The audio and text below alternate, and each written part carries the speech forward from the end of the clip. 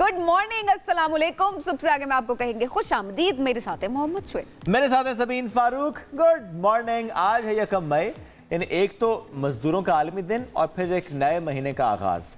जब नए महीने के आगाज़ की हम बात कर रहे हैं तो ऐसे में आज जब हम हर माह की तरह अगर इस महीने की बात करें कि अच्छा जो माहिर इल्म नजूम है वो कुछ पेश गोइयाँ करते हैं, किसका सितारा क्या कह रहा है इस महीने में, उस सितारे के लिए क्या होगा, किसके लिए खुशकिस्मत साबित होगा और किसके लिए उतना खुशकिस्मत साबित नहीं। हम सिर्फ उन सितारों की बात करेंगे सबीन जिनके लिए खुशकिस्मत साबित होगा, है ना, क्योंकि महीने का शुरू होता है और हम चाहते हैं कि आपका और जो पूरा महीना है वो बहुत अच्छा गुजरे। तो सबसे पहले जी शुरू करते हैं हम, किन से शुरू करें? हम शुरू करते हैं बुर्ज हमल से, एरीज से शुरू कर लेते हैं। और एरीज से मुताल्लिक माहिर इल्म नजूम ने कहा है कि ये अफराद इस माह बहुत से नए मौके हासिल करेंगे, नई अपॉर्चुनिटीज आएंगी और ये लोग जिस चीज़ का खासे अरसे से इंतज़ार करते रहे हैं उसके जल्द होने के आसार नज़र आ रहे हैं। लिहाजा ये महीना यानी मई का महीना एरीज के लिए यानी बुर्ज हमल वालों के लिए एक अच्छा महीना साबित हो सकता है, एक्सपेक्ट किया जा रहा है, चूंकि माहिर इल्म नजूम ने कहा है। चलें जी, इसके बाद अगर टॉरस की अगर हम बात करें, बुर्ज सौर की बात करते हैं। अच्छा, ये जो लोग हैं माहिरीन इल्म नजूम का ये कहना है कि कई माह से ये लोग अपने कामों के दरमियान रुकावटें महसूस कर रहे हैं कि इनके कुछ काम में जो नहीं हो रहे, कोशिशें कर रहे हैं बहुत सारी, लेकिन वो मामला हल नहीं हो रहे।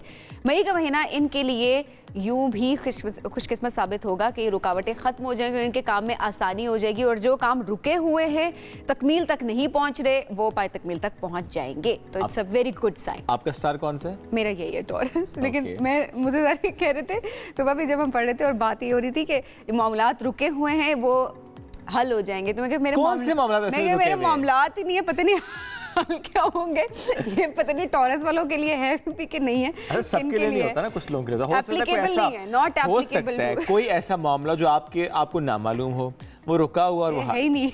हो सकता है कोई हो, आपके इल्म में ना हो, मामलात ही नहीं है। जिस सबीन ने कहा मेरा इनकार है। आगे बढ़ते हैं।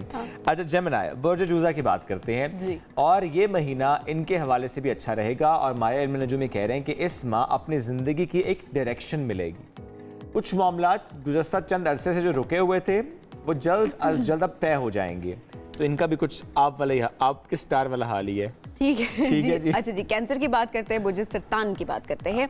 अच्छा, ये जो अफराद है माहिरीन इल्म नजूम का कहना है कि मई में इन्हें सेहत के हवाले से इत्मीनान मिलेगा और कुछ अधूरे काम मुकम्मल हो जाएंगे गुज़श्ता महीनों के मुकाबले में। ये माह इनके लिए शानदार साबित होने वाला है। तो मतलब मैं जितने भी अच्छे स्टार्स उनकी बात की जाए तो मई का महीना उन तमाम लोगों के लिए बहुत अच्छा है जिनके मामलात रुके हुए थे और वो अपने गोल्स तक पहुँच जाएंगे, वो रुकावटें जो है वो दूर हो जाएंगी। ठीक है, पाकिस्तान का स्टार क्या है वैसे? क्या है? नहीं, मुझे नहीं पता, लेकिन जो भी है लगता है कि कुछ बेहतर है। सुबह के मेरे दिमाग की नहीं करते। अच्छी खबर आई पूरे पाकिस्तान के लिए, तो वी शुड शेयर दैट। अच्छा, श्योर। पेट्रोल 5 रुपए 45 पैसे फी लीटर सस्ता हो चुका है और अब पेट्रोल की जो नई कीमत है वो है 281.96 रुपए। और क्या डीजल की वैल्यू में कोई कमी आई है? कीमत में कमी आई है। कीमत में वैल्यू कीमत में कमी, वही कीमत में कमी आई है।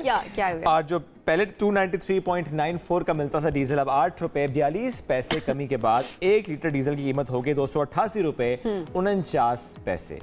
नई कीमतों का इतलाक हो चुका है। तो ये जाहिर है आज सबके लिए एक खुशखबरी है, क्योंकि वैसे ये बड़ी अजीब बात होती है। मैंने मेरा ख्याल ऑपोजिट बता दिया है। अच्छा? ये मैंने जो अब बताया ना, पेट्रोल का बता दिया मैंने, सॉरी।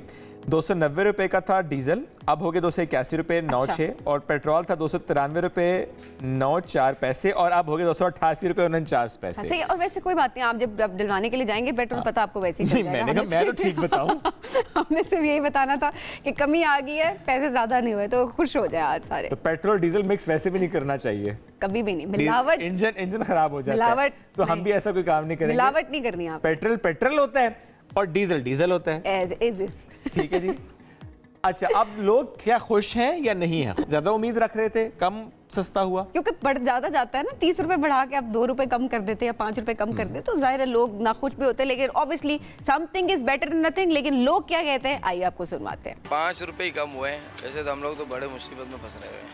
यानी पेट्रोल बढ़ता ही है ना, हम तो चाह रहे हैं और कम करें, क्योंकि हमारी इतनी सैलरी तो है नहीं। अच्छी बात है कि 5 रुपए गिर गए हैं और चाहिए कि हुकूमत को और इसको भी कि आगे भी और ऐसे करते रहे, महंगाई को थोड़े कंट्रोल में करें। बात है, अल्लाह करे सबका फ़ायदा होता रहे, अल्लाह इस मुल्क का खैर करे और मुल्क के चलाने वालों का भी अल्लाह उनका भी खैर करे। उम्मीद तो यही है कि गवर्नमेंट आने वाले दौर में मज़ीद जो है वो इसमें कमी करेगी तो इसके साथ साथ जो है वो महंगाई भी कम हो ताकि आवाम को रिलीफ मिले। 5 रुपए सस्ता करने से कोई फ़र्क नहीं पड़ता, 10 रुपए सस्ता होता है तो गवर्नमेंट को भी फ़र्क नहीं पड़ता। ठीक है जी, 300 रुपए लीटर हम पेट्रोल डाल रहे हैं, हमें 400 रुपए हो जाएगा तो अल्लाह देगा। 5 रुपये 45 पैसे पेट्रोल सस्ता हुआ है, उसी तरह से बाकी ज़रूरत अशिया भी सस्ती कर दें ताकि आवाम को थोड़ा थोड़ा हर तरफ से रिलीफ मिल जाए। कुछ भी नहीं है, 5 रुपये में क्या होता है, चाहिए फिर सही कम करते हैं ना, हर चीज़ कम, और बाहर के मुल्कों में कम में चीज़, खाली पाकिस्तान में तो भाई हर चीज़ की, और कोई इधर नहीं है। जो भी आई है हुकूमत यही हाल रहा है। मिला जुला रद्द अमल है कराची से कश्मीर तक, ये हम ज़ाहिर देख भी रहे हैं कि लोगों की राय हमने आपसे शेयर की। लेकिन आज पूरे मुल्क का मौसम कैसा रहेगा, अभी आपको बताते हैं जी मौसम कैसा रहेगा। सबसे पहले जी इस्लामाबाद की बात करेंगे हम। इस्लामाबाद की बात करें तो इस्लामाबाद में कम से कम 14 ज़्यादा 28 डिग्री सेंटीग्रेड है। लाहौर में कम से कम 17 ज़्यादा 31 डिग्री सेंटीग्रेड है। और कराची में कम से कम 23 ज़्यादा 37 डिग्री सेंटीग्रेड है। पेशावर में कम से कम 16 ज़्यादा 30 डिग्री सेंटीग्रेड है। कोयटा में 8 और ज़्यादा से ज़्यादा 22 डिग्री सेंटीग्रेड है। ये है जी आज का मौसम। और बस अब मेरा ख्याल है वो बारिशों का स्पेल खत्म हो गया, खत्म हो गया तकरीबन। यस, अब गर्मी हाँ। की एंट्री है सबीन। और जो आपने कहा ना 37 डिग्री सेंटीग्रेड कराची का, और कहा जा रहा है कि यस शायद इससे भी ज्यादा हो जाए। वो 37 तो टेम्परेचर होता है ना, रियल मतलब फील ज्यादा होती है, 40 तक की आज 40 तक एक्सपेक्ट किया जा रहा है। तो ज़ाहिर है खासी गर्मी, अब ज़ाहिर है गर्मी से बचने के लिए नई नई चीज़ों की तरफ जाना पड़ेगा। अब उसके लिए इंतजाम करने शुरू कर दिए जाएंगे। अच्छा, भारत में भी कुछ ऐसा ही हुआ। हाँ, वहाँ पे एक स्कूल में बच्चों को गर्मी और हीट वेव से बचाने के लिए क्लासरूम को स्विमिंग पूल में तब्दील कर दिया। आपको विजुअल दिखाते भी हैं। रियासत उत्तर प्रदेश है, यहाँ के बहुत से अजला में इन दिनों गर्मी की शिद्दत 40 डिग्री सेंटीग्रेड तक पहुँच चुकी है। अब ऐसे में एक शहर है, वहाँ पर एक स्कूल ने हीट वेव का मुकाबला करने और बच्चों को हाजिरी से उनकी हाजिरी बरकरार रखने के लिए क्लासरूम को स्विमिंग पूल में तब्दील कर दिया। ये वीडियो वायरल है। अच्छा, बच्चे एंजॉय भी कर रहे हैं ज़ाहिर है उसको। मैं ये सोच पानी खासा गंदा लग रहा है, पानी खासा गंदा लग रहा है इस वक्त। इसमें बच्चों की सेहत का भी साथ साथ ज़ाहिर ख्याल रखते हैं। लेकिन देखिए ये स्टेप से ये नए नए इनिशिएटिव्स हैं जो कि लेना बहुत ज़रूरी है। अच्छा, प्रिंसिपल का ये कहना था शुएब कि गर्मी क्योंकि बहुत ज़्यादा हो गई थी, जिसकी वजह से बच्चों की अटेंडेंस जो है उसमें कमी आ गई थी, लोग नहीं भेज रहे थे अपने बच्चों को स्कूल। तो ऐसे में प्रिंसिपल ने कहा कि अब बच्चों ने फिर से स्कूल आना शुरू कर दिया है क्योंकि उनको एक एक्टिविटी मिल गई है, वो उसको इंजॉय कर रहे हैं। एक तो गर्मी भी कम हो रही है, दूसरा उनका मेंटल स्ट्रेस भी कम हो रहा है और पेरेंट्स भी अपने बच्चों को बासानी भेज रहे हैं। तो गीले कपड़ों के साथ वापस जाएंगे बच्चे? अब देखो इंतजाम प्रॉब्ली किया होगा ना, वैसे जितनी गर्मी है गीले कपड़ों में भी रहे तो थोड़ी देर में कपड़े सूख जाएंगे। That's right. So अगर ये वैसे यहाँ पे हो रहा हो, जिस शहर में गर्मी ज्यादा है और वहाँ पे प्राइवेट स्कूल अगर ये करें तो चार्जेस बहुत लेंगे। नहीं, वो बच्चों के या डायरी पे लिख के भेज देंगे या फिर ना आजकल होता है व्हाट्सएप ग्रुप बना हुआ होता है। सो व्हाट्सएप ग्रुप में ना, और वो उसको होता है कि आप उसको रिप्लाई नहीं कर सकते उस व्हाट्सएप ग्रुप में, कि आप उस पर कोई क्यूरी कर सके या आप उसमें कुछ सवाल कर सके या उस पर अपना कोई फीडबैक दे सकें। जस्ट के ओनली फॉर एडमिन्स, और एडमिन उसमें सिर्फ इंस्ट्रक्शंस पुट कर देते हैं और उसमें ये होता है कि जी फलाने चार्जेस है वो कल बच्चे को, क्योंकि बच्चों का स्विमिंग पूल का डे जो है वो मनाया जाएगा। स्विमिंग पूल चार्जेस जो है मतलब पानी के पैसे भी बोलेंगे। अब ज़ाहिर है पानी चेंज होता है, उसके कुछ चार्जेस तो होते हैं। मैं कहती हूँ आप महीने के जो इतने पैसे ले रहे होते हैं, आप उसके अंदर एक्स्ट्रा करिकुलर कुछ एक्टिविटीज जो हैं वो आप ऐड कर सकते हैं जिनका इतने ज़्यादा पैसे नहीं होते। इसमें पता है सबको सवाल उठाना चाहिए, बिकॉज देखिए अब आम आदमी मिडिल क्लास वो अपने बच्चों को वो फी चलो किसी तरह मैनेज कर लेगा, जी मुझे फी मैनेज करनी है, लेकिन उसके बाद ये जो चौंचले होते हैं इनको कौन मैनेज करेगा? इसमें ज़रा हुकूमत का काम है कि हुकूमत इसको मैनेज करे, चाहे वो स्कूलों को सब्सिडी दे। चूंकि अगर वो कहते हैं जी कि हमारे सरकारी स्कूल कम है, सारे बच्चे उसमें नहीं आ सकते, दैट्स व्हाई प्राइवेट स्कूल्स हैं, तो फिर आपको प्राइवेट स्कूल्स की भी रेगुलेशन इस तरीके से करनी चाहिए कि एक तो फी वाले मामले पर ज़रा इतने चार्जेस ना हो कि एक आम आदमी के लिए, तनख्वाहदार तबके के लिए मामला बड़ा ख़राब हो जाए। और दूसरा जो आपने कहा एक्स्ट्रा करिकुलर एक्टिविटीज़ के लिए, तो ज़रा हुकूमत को इसमें सपोर्ट करनी चाहिए स्कूलों को, ताकि वो पेरेंट्स पे बोझ ना बने और वो स्कूल इसको फैसिलिटेट करे with the help of government of course. आगे बढ़ेंगे, पैरिस ओलंपिक्स की बात करते हैं। यहाँ पर खिलाड़ियों को मिलने हैं 500 इकसाम के खाने। वो खिलाड़ी खा सकते हैं फिटनेस की वजह से? हाँ, थोड़ा थोड़ा खा सकते हैं, टेस्ट कर सकते हैं। हाँ, ओलंपिक विलेज के लिए खाना तैयार करने वाला में आपको पता है फ्रांस के मारूफ शेफ भी शामिल हो चुके हैं। अरे वाह। और इसमें जो रेस्टोरेंट कायम किया गया, रोजाना 40,000 अफराद के लिए 120 किस्म के खाने दस्तयाब होंगे। अच्छा ना ज़बीन, वैरायटी होगी। आप किसी और मुल्क से आए हों और आपको वैरायटी उस मुल्क की मिल रही है, और ये बड़ी अच्छी बात है, और स्पेशली उन लोगों के लिए बहुत अच्छा है जो कि नई नई चीजें ट्राई करने का शौक रखते हैं। और उनके लिए भी अच्छा है जो कहते हैं कि अच्छा मैं ये नहीं खा सकता, तो अगर लिमिटेड ऑप्शन होगी तो फिर जाहिर है हाँ वो फिर अपने हिसाब से खा सकते हैं, ऑप्शंस हैं। हाँ, अच्छा आप अगर यहाँ पर हो सबीन तो आप क्या करें? आप सारी चीज़ें थोड़ी थोड़ी ट्राई करेंगी या देखेंगे कि जो नई चीज़ें वो ट्राई करें? अरे नहीं, नई चीज़ें मैं बहुत कम ही ट्राई करती हूँ। मेरा फूड मेरा कंफर्ट होना चाहिए, और मुझे होता है कि वो चीज़ ट्राई करूँ जो मुझे पसंद आ जाए, मुझे पहले से पता लग जाए कि हाँ ये मुझे पसंद आ जाएगी। मतलब खाना मेरा ख़राब हो जाए, मेरा मूड ख़राब हो जाता है। मैं उन लोगों में से जो खाने में कंफर्ट ढूंढते हैं और उनको नई नई चीज़ें ट्राई करने का बिल्कुल शौक नहीं है। ओके, और बनाते हुए क्या होता है? मैं बातें बनाने की बात नहीं कर रहा। देखिए, बातें बनाना जो है वो भी एक आर्ट है, वो भी एक आर्ट है। आप किसी शेफ से पूछे वो खाना अच्छा बना लेगा, वो बातें अच्छी नहीं बना सकेगा। अब इसी तरह से आप किसी एंकर से पूछे तो वो बातें अच्छी बना लेगा, वो खाना अच्छा नहीं। जिसका काम उसी को साझे, वो वाली बात है। लेकिन हमें अगर बना के दे दिया जाए हमारा कंफर्ट फूड तो हम बड़े शौक से खाते हैं। बना के दे दिया जाए तो इसमें ऐसी क्या बात है? ठीक है भाई, आगे बढ़ते हैं जी, आगे बढ़ते हैं। फिलहाल तो आपकी अम्मी पे बहुत जिम्मेदारियां हैं, आगे बढ़ जाते हैं हम। बनाने वाले पे जिम्मेदारियां जाहिर है आयद होती हैं, होंगी भी। मैं अब इससे आगे मजीद क्या बात करूं, मैं आपको छेड़ना नहीं चाह रहा आज। आगे बढ़ जाते हैं। अच्छा जी। उबर एंड करीम, ज़ाहिर हम ऐप्स की बात करते हैं, ऑनलाइन सर्विस होते हैं, कैब सर्विस ईजी रहता है आपके लिए इधर उधर जाना। उबर ने पाकिस्तान भर में अपनी सर्विसेज बंद कर दी है, इसका बाज़ाब्ता ऐलान भी कर दिया है, और कहते हैं कि हमने जो भी सर्विसेज थी वो अब करीम को दे दी हैं। अब करीम की जो सर्विस है वो इसको हैंडल करेगी। काफी टाइम से ये नहीं हो रहा था वैसे, उबर करीम कहा जा रहा था ना, ऑफिशियली उन्होंने ऐलान कर दिया, बट काफी टाइम से यही चीजें, यही खबरें गर्दिश में आ रही थी कि उबर करीम, मतलब जो करीम है उसने उबर को ले लिया है, खरीद लिया है, तो ये बातें आती है। बट चले, ऑफिशियली भी एक चीज सामने आ चुकी है। बिल्कुल, एक और खबर भी सामने आई है, कुछ सिम्स ब्लॉक होने वाली हैं। बहुत अच्छा स्टेप है ये, वेरी गुड स्टेप। क्योंकि जो लोग जो कि टैक्स नहीं देते, अपने टैक्स रिटर्न नहीं करवा रहे होते, उनके लिए बुरी खबर आ चुकी है कि हुकूमत ने बड़ा कदम उठाने का फैसला कर लिया है, जिसने जो नॉन फाइलर्स हैं उनके लिए शदीद परेशानी पैदा हो सकती है। जी FBR की बात की जाए, 6,06,671 टैक्स डिफॉल्टर्स हैं, उनको आइडेंटिफाई कर लिया गया है, और उनके मोबाइल सिम्स बंद करने के लिए इनकम टैक्स जनरल ऑर्डर जारी उन्होंने कर दिया है। अच्छा, बंद करना समटाइम्स बहुत अहम होता है, चाहे वो सिम बंद करना हो, चाहे वो ये हमारा टॉकबैक बंद करना हो। कभी कभी ऐसे हो जाता है, आप कहते हैं कि यार टॉकबैक बंद कर दें क्योंकि ज़रा ऑडियो वापस आ रही होती है। तो जो अब FBR की तरफ से कहा गया ना कि जो भी नॉन फाइलर्स हैं उनकी हम सिम्स बंद करेंगे। अच्छा स्टेप इसलिए भी ज़रा पुश करते हैं लोगों को कि अगर आप नहीं करेंगे तो फिर आपको खुमियाजा भुगतना पड़ेगा। तो जो भी मोबाइल फ़ोन कनेक्शंस अगर बंद हो जाते हैं तो फिर ज़ाहिर है आपको खुलवाने में अच्छा, वैसे में देखिए, जो सिम आपके नाम पे है, अब अक्सर लोग जो होते हैं वो किसी भाई के नाम की सिम यूज़ कर रहे हैं, बहन के नाम की सिम यूज़ कर रहे हैं, अब्बू के नाम। अब ये वो चीज़ें हैं कि आप लोग भी अपने घर में नज़र ज़रूर रखें, अगर मतलब क्योंकि सिम आपकी जो है वो बंद हो जाएगी, वो चाहे जिसके भी नाम पे, अगर उस शख्स ने अपना टैक्स रिटर्न नहीं किया हुआ। बिल्कुल ऐसे है। तो नॉन फाइलर्स जो हैं उनके लिए, क्योंकि बहुत अरसे से कहा जा रहा था, ये वार्निंग्स दी जा रही थी, और सिम बंद करने के लिए भी बार बार बात हो रही थी कि आपकी सिम बंद कर दी जाएगी, आप अपना टैक्स फाइल। तो अभी भी अगर आप नॉन फाइलर हैं और अभी भी आपने अपना टैक्स फाइल नहीं किया तो फिर जाहिर है ये नुकसान आपने खुद अपने लिए। And what's the deadline? Deadline जो है वो 15 मई है। 15 मई तक आप जो है आप इसको, आज अभी भी दैट्स लॉट, 15 दिन है यहाँ पर, एक दिन का काम है, एक दिन का काम भी नहीं है, कुछ 1 घंटे नहीं है, तो करवा लें।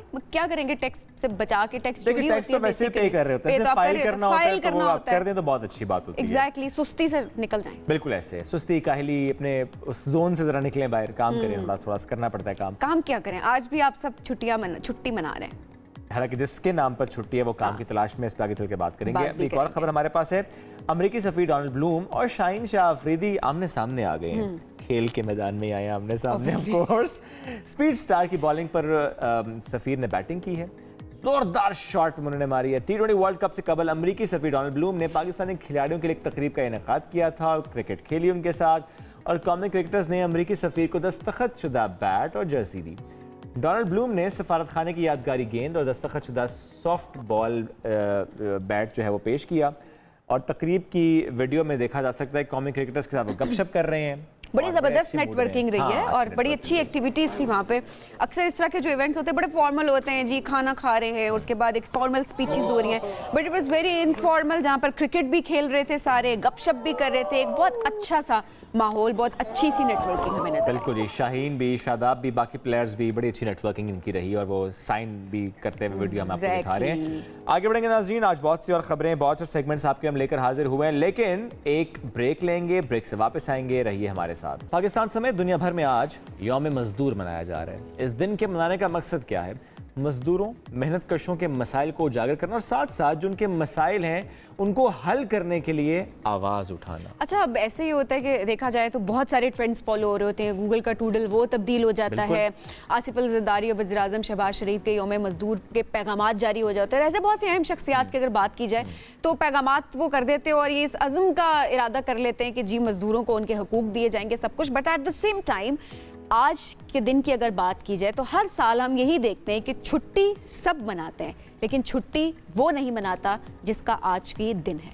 अच्छा, अब ऐसे में हुकूमत की बहुत सारी जिम्मेदारियां आती हैं शुएब। बिल्कुल आती हैं और जब हुकूमत की ज़ाहिर है जिम्मेदारी इसके अंदर आती है कि आज के दिन इन लोगों को छुट्टी दी जाए, किसी तरीके से इनके लिए कोई रिलीफ जो है वो क्रिएट किया जा सके, बट द क्वेश्चन इज कैसे?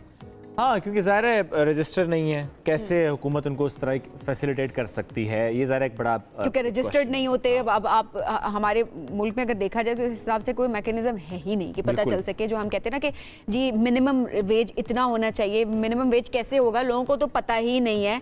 बहुत सारे ऐसे प्रोग्राम्स हम देख रहे होते हैं, इनकम सपोर्ट प्रोग्राम, हाँ, ऐसे बहुत से प्रोग्राम्स बहुत सारे जहाँ पे रजिस्टर्ड हैं। फिर भी अगर आज वो छुट्टी नहीं मना रहा, वो काम की तलाश में, चूंकि ज़रा उसको मालूम है अगर आज भी वो काम नहीं करेगा, पहले भी कई दिन से उसको काम नहीं मिला, तो वो क्या करेगा, बच्चों को कैसे खिलाएगा। फिर आगे बढ़ते हैं और आज दो कुछ ऐसे मेहमानों से मुलाकात करवाते हैं आप सबकी जो बेइंतहा मुश्किलात के बावजूद किसी के सामने हाथ फैलाने से इनकारी हैं और अपनी मेहनत से अपने लिए और अपने घर वालों के लिए वो रोज़ी कमा रहे हैं। हम बात करेंगे मोहम्मद इमरान की, जो कि बचपन में पोलियो का शिकार हुए थे, लेकिन उन्होंने माजूरी को अपनी कमज़ोरी बनने नहीं दिया और इस्लामिक स्टडीज़ और अरबी में मास्टर्स की डिग्री उन्होंने हासिल की है। लेकिन नौकरी नहीं मिली। एग्जैक्टली और जब नौकरी नहीं मिली तो पेट तो सबने पालना है अपना, ठीक है, फैमिली आपकी, आपने खुद खाना खाना है, पर उस टाइम पे जो नौकरी मिले वो करनी पड़ती है। ऐसे ही है, अब ऑनलाइन फूड डिलीवरी के साथ वो मुंसलिक हैं। आज प्रोग्राम में हमारे साथ मौजूद हैं इमरान। अस्सलाम वालेकुम, कैसे हैं आप? वालेकुम अस्सलाम, अल्हम्दुलिल्लाह, आप खैरियत से? माशाअल्लाह अल्हम्दुलिल्लाह, बिल्कुल ठीक ठाक। और इमरान के साथ जो हमारे दूसरे मेहमान हैं, एक मोची हैं, हमारे बिल्कुल ऑफिस के पास होते हैं, तकरीबन 1 साल से ये ट्विन सिटीज़ में मैं कहूँगा कि आगे हैं, पहले राजा बाजार और फिर अब यहाँ पर, और बड़े बाज़ित तरीके से रोज़ी कमाते हैं और अपने घर वालों का वो पेट भी पाल रहे हैं। अजीजुल्लाह इनका नाम है। अजीजुल्लाह हमारे साथ मौजूद हैं। अस्सलाम वालेकुम, कैसे हैं? वालेकुम सलाम, अल्हम्दुलिल्लाह जी। ज़िंदगी कैसी गुजर रही है अजीज़ भाई? शुक्र है, बस अल्हम्दुलिल्लाह गुजारा कर रहे हैं जी। देखें, इतनी मुश्किल में भी अगर आपके ज़बान पे ये लफ्ज़ आए ना कि अल्हम्दुलिल्लाह, शुक्र है, गुजारा करें, तो बड़ी प्यारी बात होती है। 1 साल हो गया आपको यहाँ पे? जी, यहाँ पे 1 साल हो गया हमारा। पहला मुख्तलिफ जगहों में था, कराची में भी काम किया था, यहाँ पे एक मजदूरी भी कर रहा था, लोडिंग अनलोडिंग गाड़ी खाली करते थे। फिर इसके बाद हम यहाँ पे अपारा में, तो यहाँ पे भी यही काम है कि मूची का। पहले तो लोडिंग का, चलो शुक्र है कि ये मूची का काम थोड़ा सा बेटा हुआ, वो वज़न का काम नहीं है ना। अच्छा जी, तो यहाँ पे भी मसला ये है कि अल्हम्दुलिल्लाह काम तो इस तरह के चल रहे।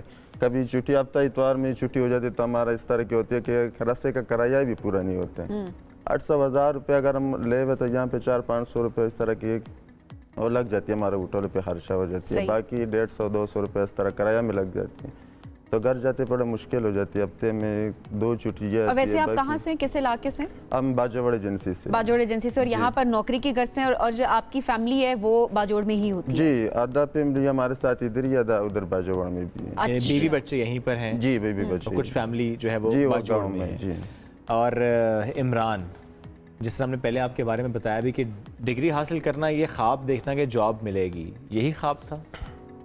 हाँ बिल्कुल जी, मुझे बचपन में जब से वही संभाला है, यही बात सुनते हुए मुझे मिली, भाई आप माजूर हैं और जहाँ से मैं हूँ वहाँ पर मजदूर बोझ के अलावा कुछ नहीं होता। कहाँ से ताल्लुक़ है आप? मैं कबीर वाला से ताल्लुक़ रखता हूँ। अच्छा। खानेवाल से। अच्छा। सही।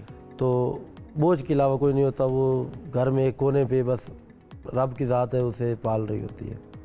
तो मुझे ये बताया गया कि आप पढ़ें, तालीम हासिल करें, शऊर भी देती है और साथ आपको रोज़गार भी देगी। तो अल्हम्दुलिल्लाह 2018 में मेरा जो है ना वो मास्टर कंप्लीट हुआ। तो उसके बाद मैंने सोचा शायद अब मैं कामयाब हो गया हूँ, क्योंकि ये जो 8-10 साल से मैं बात सुन रहा था फिर नौकरी, तो फिर नौकरी की तलाश में निकले, मुख्तलिफ प्राइवेट और गवर्नमेंट सेक्टर में मैंने अप्लाई किया, तकरीबन कोई 12 से 15 इंटरव्यूज़ भी मैंने दिए हैं। अच्छा। तो कोविड से तकरीबन कोई 1-2 महीने पहले तक मैंने उसको ट्राई किया, लेकिन अनफॉर्चुनेटली कामयाबी ना मिल सकी। अच्छा, क्या रिस्पॉन्स होता है जब जाते हैं इंटरव्यू देने के लिए, अप्लाई करते हैं, ज़ाहिर शॉर्ट लिस्टिंग हो जाती है, इंटरव्यू में ऐसे क्या सवालात होते हैं जिससे आप भी अनकंफर्टेबल होते हैं और क्या रिस्पॉन्स होता है लोगों का? मैं एक जनरल एक बिहेवियर रखना चाह रही हूँ कि जब ऐसे लोग आगे बढ़ना चाहते हैं, मेहनत करना चाहते हैं, तो सोसाइटी उन्हें कैसे धुतकारती है? असल में मसला सवालात का नहीं होता जो इंटरव्यूज़ में डिस्कस होते हैं। मसला ये होता है कि जिसकी माफ़ करें छोटी सी उंगली भी थोड़ी डैमेज है ना, उसके पास भी डिसेबिलिटी का सर्टिफिकेट है, और बस जो थोड़ा सा चलने में थोड़ा इसको बिल्कुल फिट है माशाल्लाह, कोई ये उंगली मिली हुई है तो उसके पास भी वो डिसेबिलिटी का सर्टिफिकेट है। और अब अगर एक कुछ या दो वहाँ पे वैकेंसीज हैं तो वहाँ पे कोई 20,000 लोगों ने अप्लाई किया हुआ है और उनके पास ज़्यादा डिसेबिलिटी का वो सर्टिफिकेट है, वो अब डिसेबल है या नहीं ये एक अलग चीज़ है। तो बस रिस्पॉन्स बस ठीक है जी, जो कन्वर्सेशन होती है इंटरव्यूज़ में, उसके बाद ये कि भाई आपको कॉल आ जाएगी, लेकिन अभी तक मेरे नंबर पे उस तरह की कॉल नहीं आई। कितनी जगह गए इंटरव्यूज़? ये मैंने जो ज़्यादातर जो इंटरव्यू दिए उधर अपने इलाके खानेवाल और कबीरवाला में दिए, हेल्थ डिपार्टमेंट में भी 2-3 जगह मैंने अप्लाई किया था, लेकिन अब क्या कहा जा सकता है। और फिर जब आप फूड डिलीवरी के साथ मुंसलिक हुए, अभी भी मुश्किल तो होती होगी कहीं जाना, पहुंचना, फूड पहुंचाना? सर वैसे अगर देखा जाए तो पाकिस्तान में अब रहना ही मुश्किल है, डिसेबल के लिए नहीं, सही बंदे के लिए भी।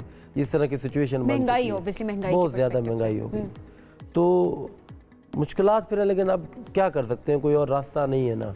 इसी तो जो है फिर अल्हम्दुलिल्लाह उसी के ऊपर चलते हैं, हम अल्लाह की ज़ात पर तवक्कल करते हैं और अल्लाह ताला की ज़ात को उसमें सबाब निकालती है और निज़ाम चल रहा है। ये बड़ी पॉजिटिव सोच है, बड़ी पॉजिटिव अप्रोच है जो कि सब में होनी चाहिए हर लिहाज से। अजीजुल्लाह, आप कितना कमा लेते हैं एक दिन में तकरीबन? मैं कम से कम दिहाड़ी कितनी होती है और ज़्यादा से ज़्यादा कितनी होती है? आम दिनों में जन्म 1500-2000 तक कमा लेते हैं यहाँ पे। और इसमें फिर ज़रा आपका खर्चा निकल जाता? खर्चा जो निकलता तो हमारा बचते 1200-1300 रुपये, समझे 1500 रुपये बच भी जाती हैं। बच भी जाते हैं जी। फिर खर्चा जो घर का होता है इस तरह के हमारा। आपके घर में कितने लोग हैं? हमारे घर में 7 अफराद हैं यहाँ पे 7 हैं। आप हैं, इस तरह के घर कराए बिलों के हिसाब से हम देखें ना तो बिल का हिसाब बिजली के और गैस का ये बड़ा मुश्किल हो जाती है हमारे लिए। आप बिजली का बिल, चूंकि हम अक्सर ये बात करते हैं कि बिजली का बिल बहुत ज़्यादा आता है, अगर आप बता सकें सबसे ज़्यादा कितना बिजली का बिल आया अजीज़ आपके घर? हमारे सबसे ज़्यादा आया था 12-13 हज़ार रुपये भी आया। अच्छा। सिर्फ एक घर का एक इसमें इस्तेमाल कर रहे हैं, फ्रिज वगैरह ये चीज़ नहीं है हमारे, कुछ भी नहीं है। नहीं ये चीज़ नहीं है। लाइट पंखा, बस लाइट पंखा चल रहा है, फ्रिज वगैरह ये कुछ भी नहीं है। और असल में कम से कम जो हमारा है ना 2500-3000 रुपये है। ये तो पक्का खर्चा है ही, ये पक्का खर्चा। इसमें डर होती है ना कि क्या पता होता है कि ऐसे नहीं कि जो हमारा जो खर्चे से हम निकाल के वो उसमें नहीं आता, तो फिर यही में मसला बन जाता है। अच्छा, जिस तरह अजीजुल्लाह आपने बात की ना कि जब हफ्ता इतवार होता है तो फिर आपका एक रिक्शे का किराया भी पूरा नहीं हो रहा होता, इतनी मुश्किल होती है कि छुट्टी का दिन आपके लिए, अब जो मजदूर का आलमी, आप लोगों का आलमी दिन मनाया जा रहा है आज, उस दिन के क्या हालात होते हैं? क्या कोई आपको मजदूरी मिलती है, कोई पैसे इकट्ठे होते हैं, क्या हाल है?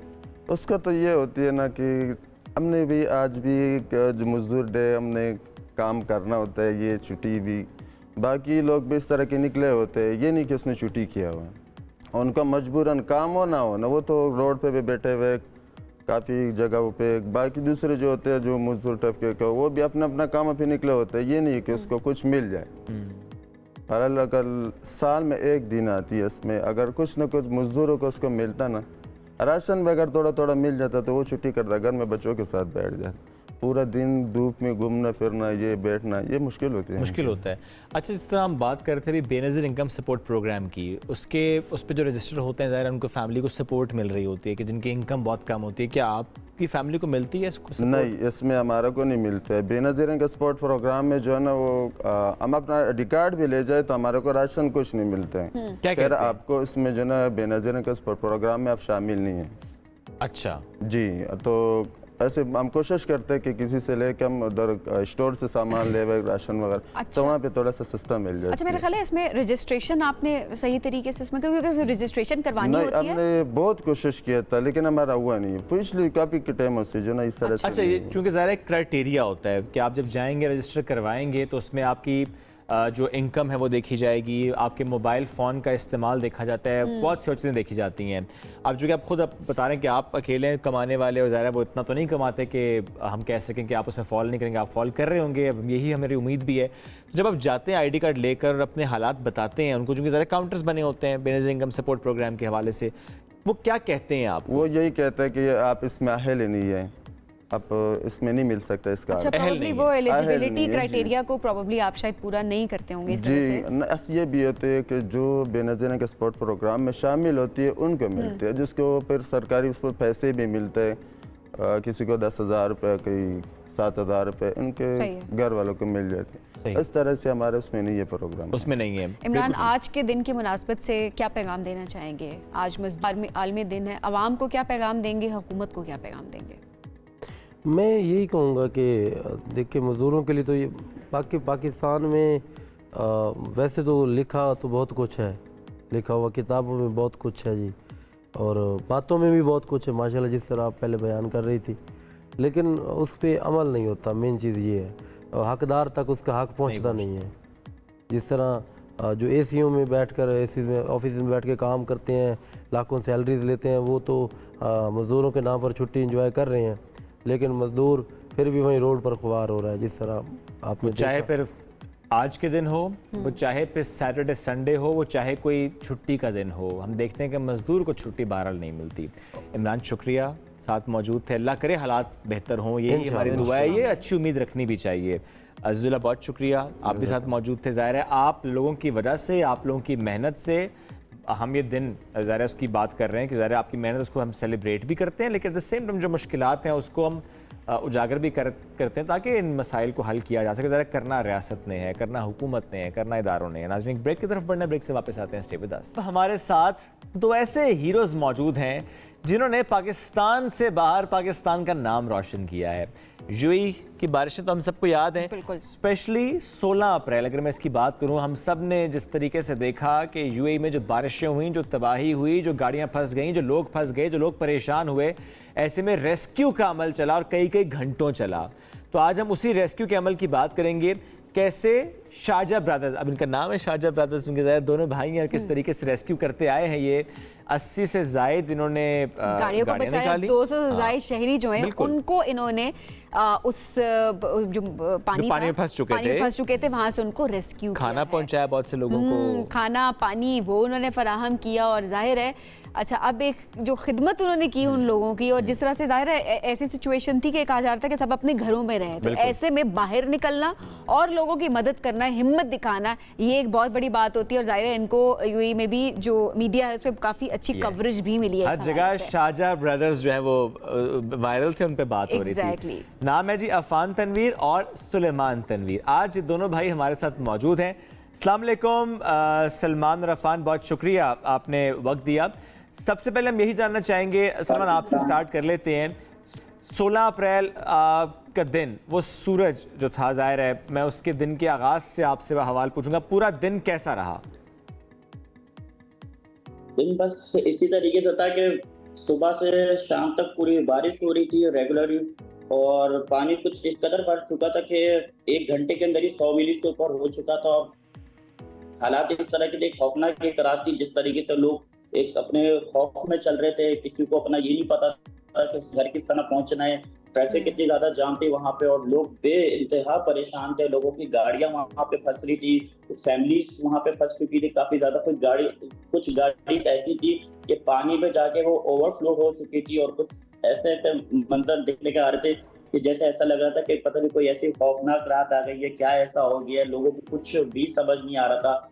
हर बंदा अपनी एक परेशानी में वहां पे हमें नजर आ रहा था, इस टाइम पे फिर मेरे अब्बू भी वाले साहब सबसे पहले निकले घर से, और उन्होंने एक मेहमान थे हमारे शारजा की तरफ, उनको उन्होंने जो है ना पिक करने के लिए जाना था। तो रास्ते में जब उन्होंने पानी देखा, एक रोड भी टूटी हुई उनको नजर आई, तो उन्होंने उसी टाइम पे जो है ना कि कहा कि मैं मुझसे जो हो सकता है मैं रास्ते में जाते हुए लोगों की उन्होंने काफ़ी ज़्यादा मदद की, कुछ फैमिलीज को उन्होंने निकाला। और फिर जब हमारे गेस्ट्स को लेके जब वो घर आए तो उसके बाद फिर उन्होंने हमें सारा कुछ बताया। तो बस यहाँ से हमारी हिम्मत उठी कि आज एक वक्त है कि हमें कुछ यूई के लिए हमें करना चाहिए, जो इतने सालों में यूई ने हमें दिया, आज वो वक्त है कि हम कुछ इस तरह करें कि हम उनके लोगों की मदद करें। तो इसी जज्बे को लेके हम घर से निकले और हमने बेइंतहा पूरी रात हमने फैमिलीज को रेस्क्यू किया, लोगों के घरों पे खाना पहुंचाया, पानी दिया, जूसेस दिए, जो हमसे हो सकता था हमने किया। हमने ये नहीं देखा कि हमारी गाड़ी है हमने उसको फुली ट्यून किया हुआ, क्योंकि बेसिकली हम वो गाड़ी अपनी डेजर्ट वगैरह के लिए यूज करते थे,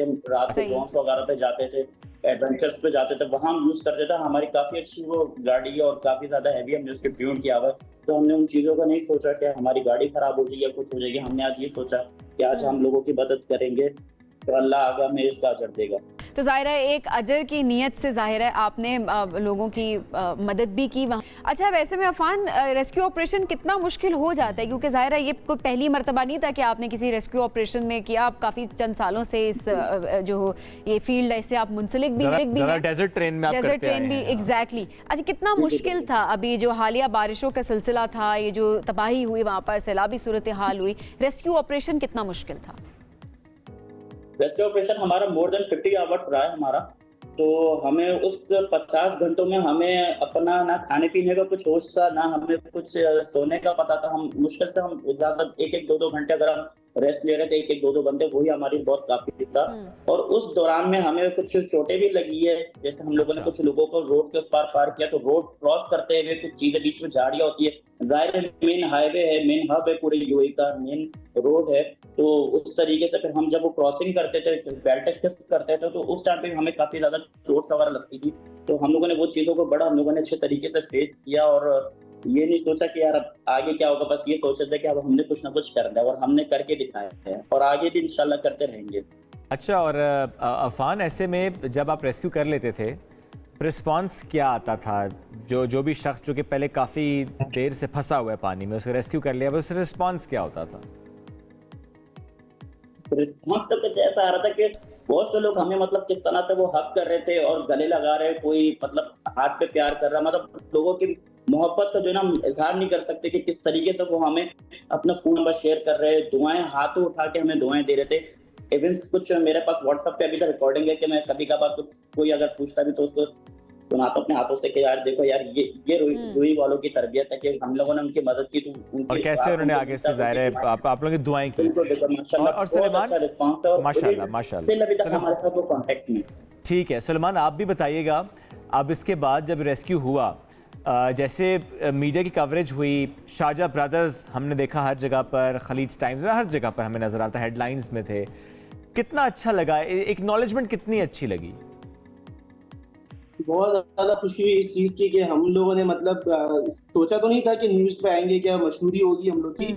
हम लोग ने तो ये अल्लाह के लिए किया था, लेकिन खुशी इस चीज की हुई कि हमारा पाकिस्तान का नाम ज्यादा मशहूर हुआ, जिसका सुन के बहुत ज्यादा खुशी हुई कि यार हम लोगों ने भी मतलब पाकिस्तान का नाम रोशन कर दिया इधर यूएई में रह के, कि पाकिस्तानी किस तरीके के हैं यहाँ पे। क्योंकि हम लोग को तो आप लोगों को पता है कि हम लोग के घर वालों की तरफ से हमें ये मिला जाता है कि पहले अपना नहीं देखो, पहले दूसरों का सोचो फिर अपना सोचो।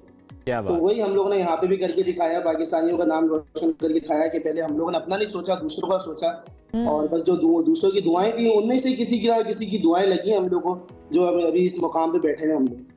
अच्छा, ये कितनी खूबसूरत आपने बात की है कि घर वालों की तरफ से ऑब्वियसली एक चीज़ आती है। अब देखिए, ये वो चीज़ें होती हैं जो बचपन से आप अपने बच्चों को सिखाना शुरू करते हैं, आप अपने इर्द गिर्द होते देखते हैं और उसके बाद आपके अंदर ये हिम्मत आती है कि आपने अपनी जान भी रिस्क में डाल देते हैं, लेकिन एट द सेम टाइम एक ट्रेनिंग लेने के बाद आप लोगों की मदद भी कर रहे होते हैं। अच्छा, ये ज़ाहिर आपने वॉलंटियर किया, कितना आप क्या सिग्निफिकेंस है, कितनी इंपॉर्टेंस है कि आज के दौर में अपने बच्चों को हम सिखाएं कि आपने वॉलंटियर किस तरीके से करना है?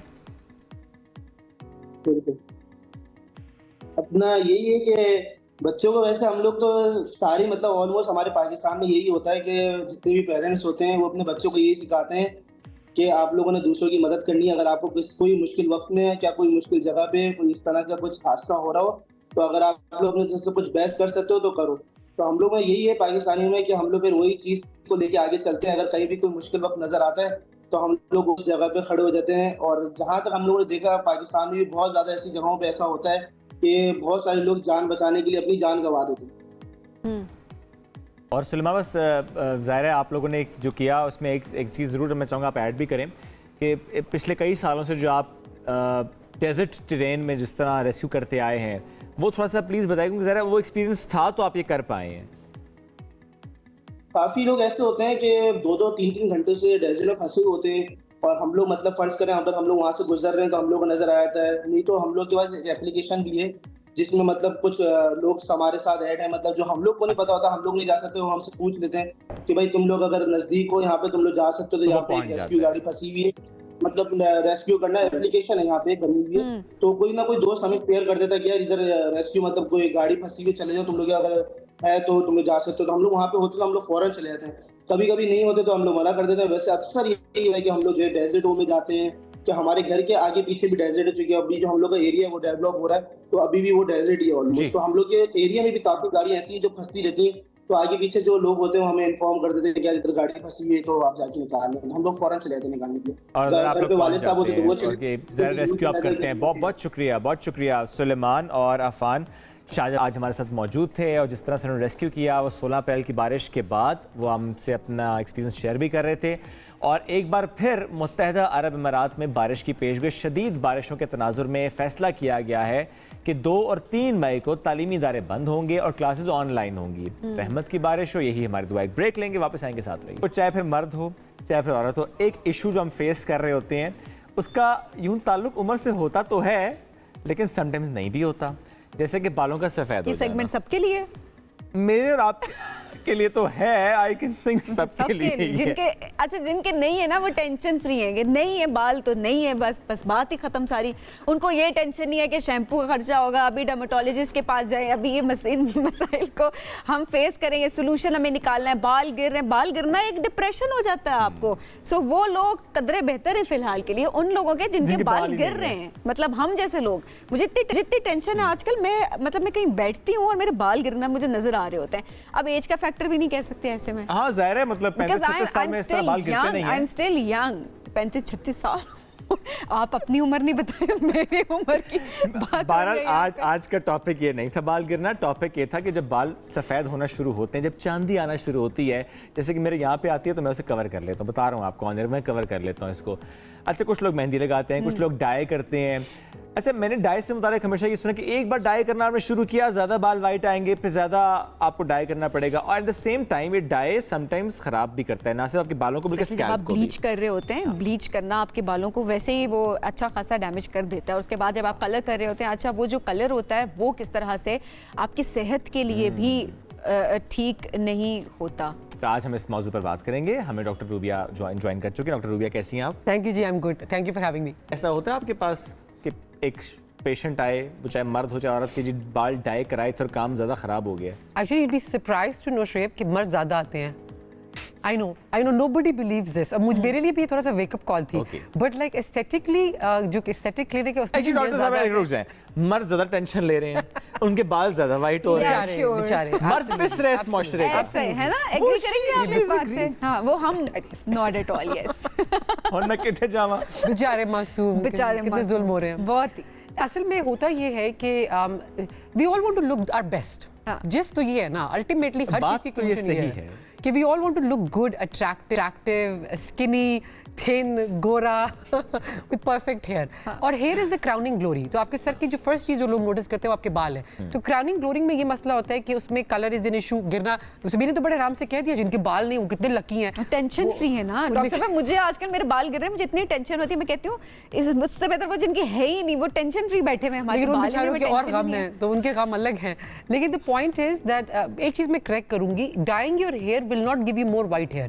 अच्छा, गलत बातों का कोई फायदा नहीं ना, ठीक है, बिल्कुल सही है। So you won't get more white hair or more any kind of वो hair. रिपीट आप कहेंगे एक चल रहा साइकिल, वो वाइट होना शुरू हो गया तो वो होने ही exactly. So you're aging. So we're all aging. अब whitening of hair या depigmentation of hair के दो मेन चीजें फैक्टर्स हैं। एक factor is just natural ageing process which everybody will go through, और जो मैं बात हर एक को समझाती हूँ, हर मरीज को समझाती हूँ, वी आर नॉट इम्यून। कोई भी एजिंग से इम्यून नहीं है। आप जो मर्जी कर लें, वी आर ऑल हेडिंग नहीं। वो महानूर बलोच, वो मरियम नवाज, वो शहजाद रॉय, वो अली जफर। अच्छा देखिए, मैं हमेशा कहती हूँ जो एजिंग है वो एक नेचुरल प्रोसेस है, और आप जितना मर्जी उसको कहते रहे ये तो अभी भी जवान लगता है, ये वो नहीं हो सकता। लेकिन नहीं हो सकता वो। उसके बाद ये भी एक अच्छी बात है कि अपने आप को मेंटेन रखते हैं आप जैसे भी रखें, क्योंकि आप अपने आप को वैसे देखना चाहते हो और आप खुश हैं। I'll be the first person who will point out, I'm really mean, I will always say, why are you looking scruffy? मैं हर बंदे को ही point करूंगी, friend हो, जानने वाला हो, अब बड़ा honest opinion, not to like insult them in front of other people, लेकिन to their face. We have to look our best. I agree with that completely. White बालों का मसला सबसे ज़्यादा ये होता है, they start from the roots. तो रूट से जब आपके बाल सफेद होना शुरू होते हैं तो उसमें मसला ये होता है कि rest of your hair is brown, black, whatever colour, roots आपकी सफेद होनी शुरू होगी। आप सबको नजर आ रहा है, अब हर बंदा नोटिस कर रहा है। फिर कुछ लोग होते हैं जो स्ट्रेस ज्यादा लेते हैं। Stress is the root cause of all evil. So people who take a lot of stress, उनके बाल सफेद होते ही होते हैं। That's a fact. और आप देखिए ना, आपने चूंकि कह दिया कि स्ट्रेस ज्यादा लेते हैं इसलिए बाल सफेद होते हैं, आप भी ज्यादा मर्द आपके पास हैं, तो बुनियादी बात क्या हुई कि मर्द को स्ट्रेस कौन दे रहा है? देखें, कौन दे रहा है मर्दों को स्ट्रेस? खवातीन भी मेरे सर्कल में इतनी खवातीन हैं जिनके मैरिड मर्द आ रहे होंगे, उनके बाल होते जिनके बच जाते हैं, जिनके बाल बच जाते हैं। एनीहाउ वैसे देखा है बहुत सारे यंग लोग हैं, लड़कियां लड़के, जिनके बाल सफेद होना शुरू हो जाते हैं, तो स्ट्रेस एक फैक्टर है। ये जीन्स में नहीं होता कि मतलब अक्सर मैंने ये भी देखा है कि अब लेट्स सपोज दो बहनें हैं, स्ट्रेस भी है उनकी जिंदगी में ऑब्वियसली, लेकिन एट द सेम टाइम दोनों के ही बाल सफेद होना शुरू हो गए। तो या ये जेनेटिक्स में होता है या फिर स्ट्रेस ही है? सो जेनेटिक्स तो आपको विरसे में मिले, आप उससे नहीं लड़ सकते, तो फिर आप कहेंगे फिर फायदा क्या डॉक्टर का? तो जेनेटिक्स से भी आप नहीं लड़ सकते, एजिंग से भी नहीं लड़ सकते। Then we have things like dyeing your hair, which everybody resorts to. The important thing about remembering about dyeing your hair is कि you have to remember कि these are chemicals, these are harsh chemicals जो आप अपने बालों पे लगाएंगे, और आपके बालों में सिर्फ एक डेड बाल नहीं है, आपकी स्कैल्प है, आपकी कान, आपकी आंखें, आईब्राउज, आपका फोरहेड और आपका मुंह जो सारा नीचे बैठा हुआ है। So all of these are going to be exposed to the same chemical. तो उसमें मसला ये होता है कि जब रिएक्शन शुरू होता है, कोई भी अगर आपको केमिकल रिएक्शन होता है किसी किस्म का, उसमें डिफरेंट टाइप्स के होते हैं। इमीडिएट रिएक्शन होता है जिसमें जलन होती है, फिर वो खुद ही धो देते हैं कि नहीं जी बहुत जलन हो रही, बहुत जलन हो रही है।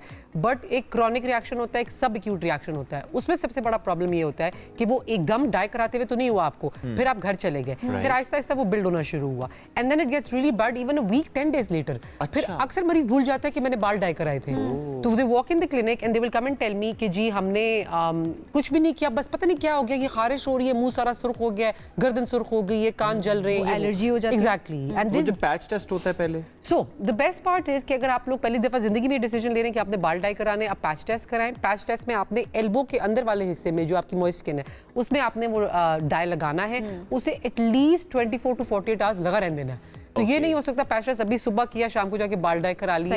As much as you want to, don't do that. 48 hours के बाद आप डिसाइड करें, क्योंकि डिलेड रिएक्शन भी हो सकता है। Every hair dye, almost every single hair dye on this planet contains PPD। Okay, para aminophenyl diamine. ये क्या चीज है मुश्किल सी?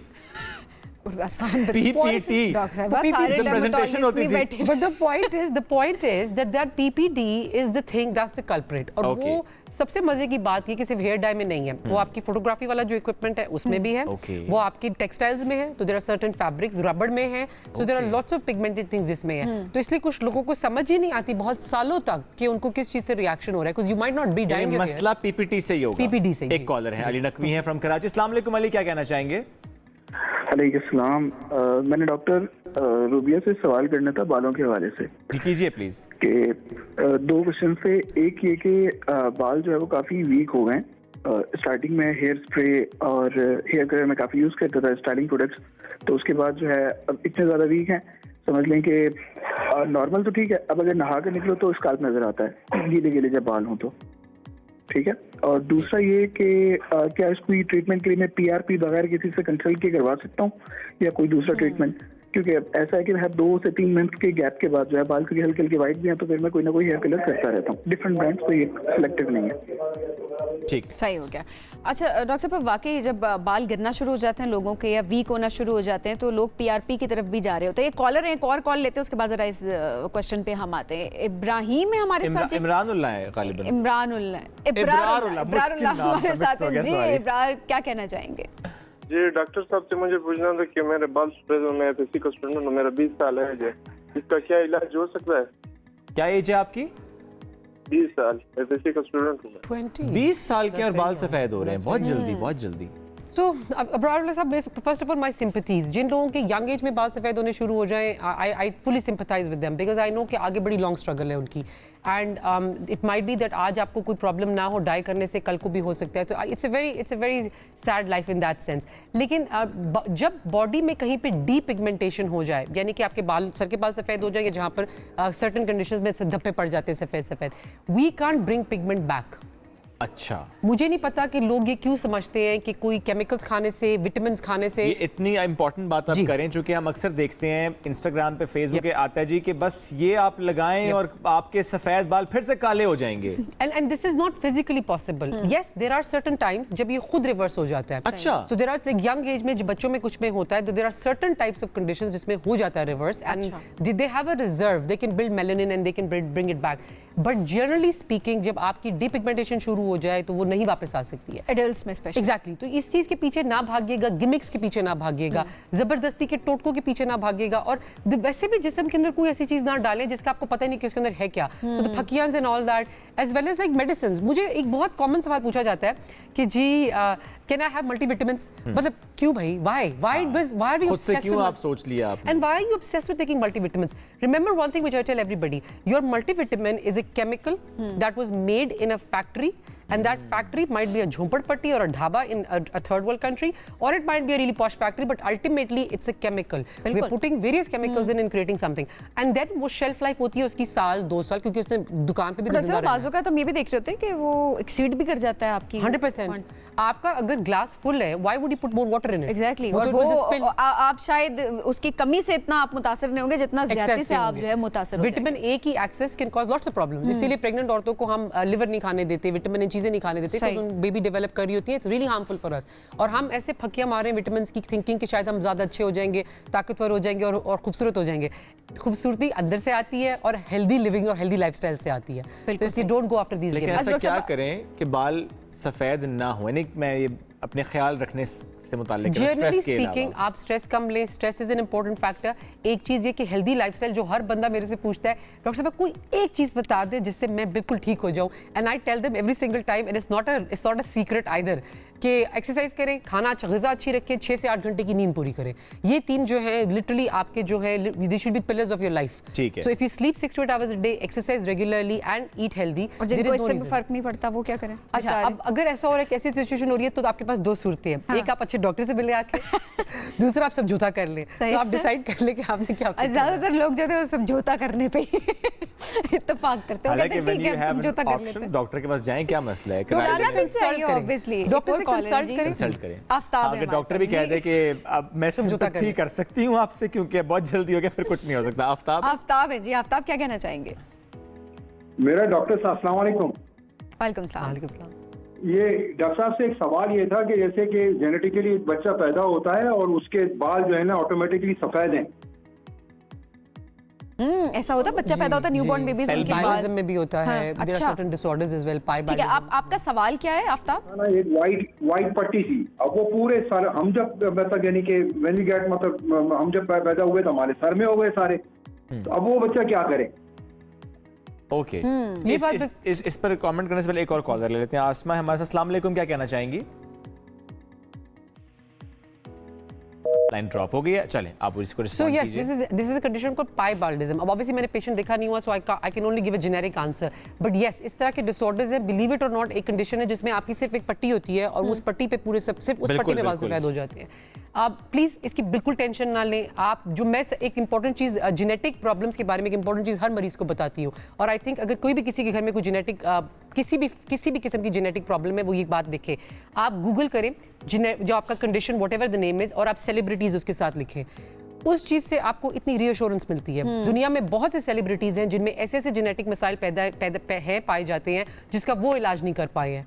सो फॉर इंस्टेंस किसी को ये तो बहुत से लोगों को बात पता है कि माइकल जैक्सन हैड विटिलाइगो, फुलबेरी, जिसको हमारे यहाँ मुल्क में इतनी मशहूर है, और अब माइकल जैक्सन टाइप लोग जो थे वो अपना इलाज जैसे सही से नहीं कर पाए हैं। तो this is what I keep Asifa Bhutto has vitiligo. There are lots of really popular, really successful people जिनको वो कंप्लीटली फाइन, इट्स ओके अगर ऐसा है, Live you are with it. Just different, just stick to it and just Google it and it will be very interesting. जब आप पढ़ेंगे कि फलाने, तो उससे लोग खुश भी बहुत होते हैं। और बाजू का वो चीज आपके, जैसे आप एक स्ट्रिक बताई, तो वो आपका आइडेंटिटी बन जाती है 100%। सो आई थिंक इसमें बच्चे को बिल्कुल सेल्फ कॉन्शियस ना करें, उनको बताएं so you this is something special, this is what you have. इसका कोई क्योर नहीं है, कोई इलाज नहीं है। There isn't, we can't bring pigment back. बस आज अगर कुछ चीज आपको ना याद रहे, ये बात याद रखिएगा, पिगमेंट वापस नहीं आएगा। एक और कॉलर है। अस्सलाम वालेकुम जी।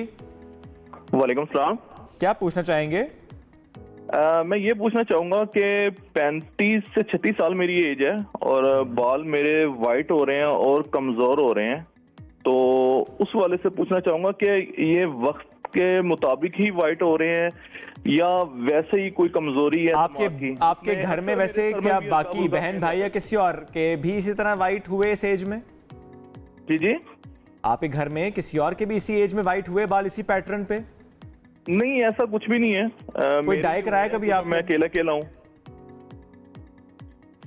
डाई कराया सर आपने कभी? वैसे पूछा, मैंने कभी डाई नहीं कराए और ना ही बालों के साथ कभी ऐसा कोई छेड़खानी की है जिसकी वजह से कोई किसी बात की पूरा हिस्टोरियन बन गया है। तो he is asking the exact questions which a good doctor should ask कि आपकी फैमिली हिस्ट्री क्या है। जब आपके पास कोई मरीज आता है और आपको बताता है, हम भी कभी कभी भूल जाते हैं, I won't lie to be, there are times कि आपका क्लिनिक रश्ड होता है और आपको थोड़ी देर बाद याद आता है ये तो मैंने पूछा ही नहीं इनसे कि भी फैमिली हिस्ट्री की सी, फुप्पी दा की हाल सी, अम्मी दा की हाल सी, अब्बू दा की हाल सी। These things are very important because if you have a genetic reason for these then it's a different discussion that we have to have ना। फिर आपको मैं डिफरेंट तरीके से काउंसिल करूंगी। 35-36 is generally the average age group when your hair start changing colour. Okay, so it to be fair it can be any time after your 25s really, but generally speaking after 30 is more common. And stress exaggerate करेगी। दूसरा जो बात कमजोर बाल बोला इन्होंने, ये एक बहुत स्ट्रेसफुल टॉपिक है because a lot of people will say this and it's very hard to interpret कि उनका मतलब क्या है। एक चीज होती है हेयर पुल टेस्ट जो डॉक्टर करता है, जिससे बालों को थोड़ा सा खींचता है। जनरली स्पीकिंग सबके बाल बिल्कुल नॉर्मल होते हैं। जब इस तरह पुल करते हैं किसी के बाल हाथ में नहीं आते हैं और मरीज फिर भी बार बार कहेगा डॉक्टर साहबा जब भी मैं यूं करता हूं मेरे बाल उतरते ही उतरते हैं। 150 daily hair loss is normal. So this is very important to remember. 150 बहुत ज्यादा होते हैं सभी बेचारी। मैंने यूं करके देखा, गिर तो नहीं रहा, 150 डेली के गिर मैं तो कुछ अर्से के बाद मेरे तो इतने से बाहर डॉक्टर से कैसी बातें कर रही है। 150 से ज्यादा है। So Allah is very kind. What happens is कि हमारे बालों का waxing waning cycle है। We lose them but we also get them back. When you're stressed out, when you have admission in a hospital, when you have an illness, COVID हो गया, viral हो गया, chicken pox type चीजें, which are so minor. लोगों के बाल बहुत You will lose more hair. जो ज्यादा गिरेंगे, लेकिन it almost always balances out. और उसका टेल ये होता है कि आपके छोटे छोटे जो स्मॉल बेबी हेयर निकल रहे होते हैं, वो बताते हैं कि चीजें ठीक हैं, वापस आ रहे हैं बाल। ठीक डॉक्टर साहब, बहुत शुक्रिया, साथ मौजूद थी। ज़रा बहुत अहम मौजूद के लोग परेशान होते थे, बाल अगर सफ़ेद हो रहे हैं, जल्दी हो रहे हैं, अगर रीज़न है जेनेटिक्स, तो फिर डॉक्टर साहब ने कहा जी सिंपैथी के अलावा और कोई ऑप्शन नहीं है। और मैं इसमें सिर्फ एक राय देता हूँ कि अगर बाल वाइट हो रहे हैं, accept it, it's completely okay, it's completely fine. And if you are not okay तो डाई कर लें। हां, then just dye it. Exactly, dye करें। डाई से ये नहीं है कि और बाल वाइट आएंगे। आप कॉम्प्लेक्स में ना करें, कॉम्प्लेक्स में ना करें डाई के लोग क्या कहेंगे। हाँ, अगर आपको खुद अपना आप पसंद है इस तरीके से कि आपको कलर्ड बाल अच्छे लगते हैं, go for it, but complex में नहीं जाए। और पैच टेस्ट करा लें, 48 आवर्स बाद करें तो ज्यादा बेहतर है, फिर कोई रिएक्शन नहीं होगा। नाज़रीन, एक ब्रेक की तरफ बढ़ना है। जब ब्रेक से वापस आएंगे तो फिर हम बात करेंगे ये जो एक प्रेशर होता है ना, आजकल हम एक प्रेशर फील करते हैं। वो प्रेशर क्या होता है? अच्छा लगने का प्रेशर। वो प्रेशर होता है अच्छा अपने स्पाउस को एक अच्छा गिफ्ट देने का प्रेशर। एक प्रेशर होता है कि अच्छा सब कुछ बहुत परफेक्ट हो।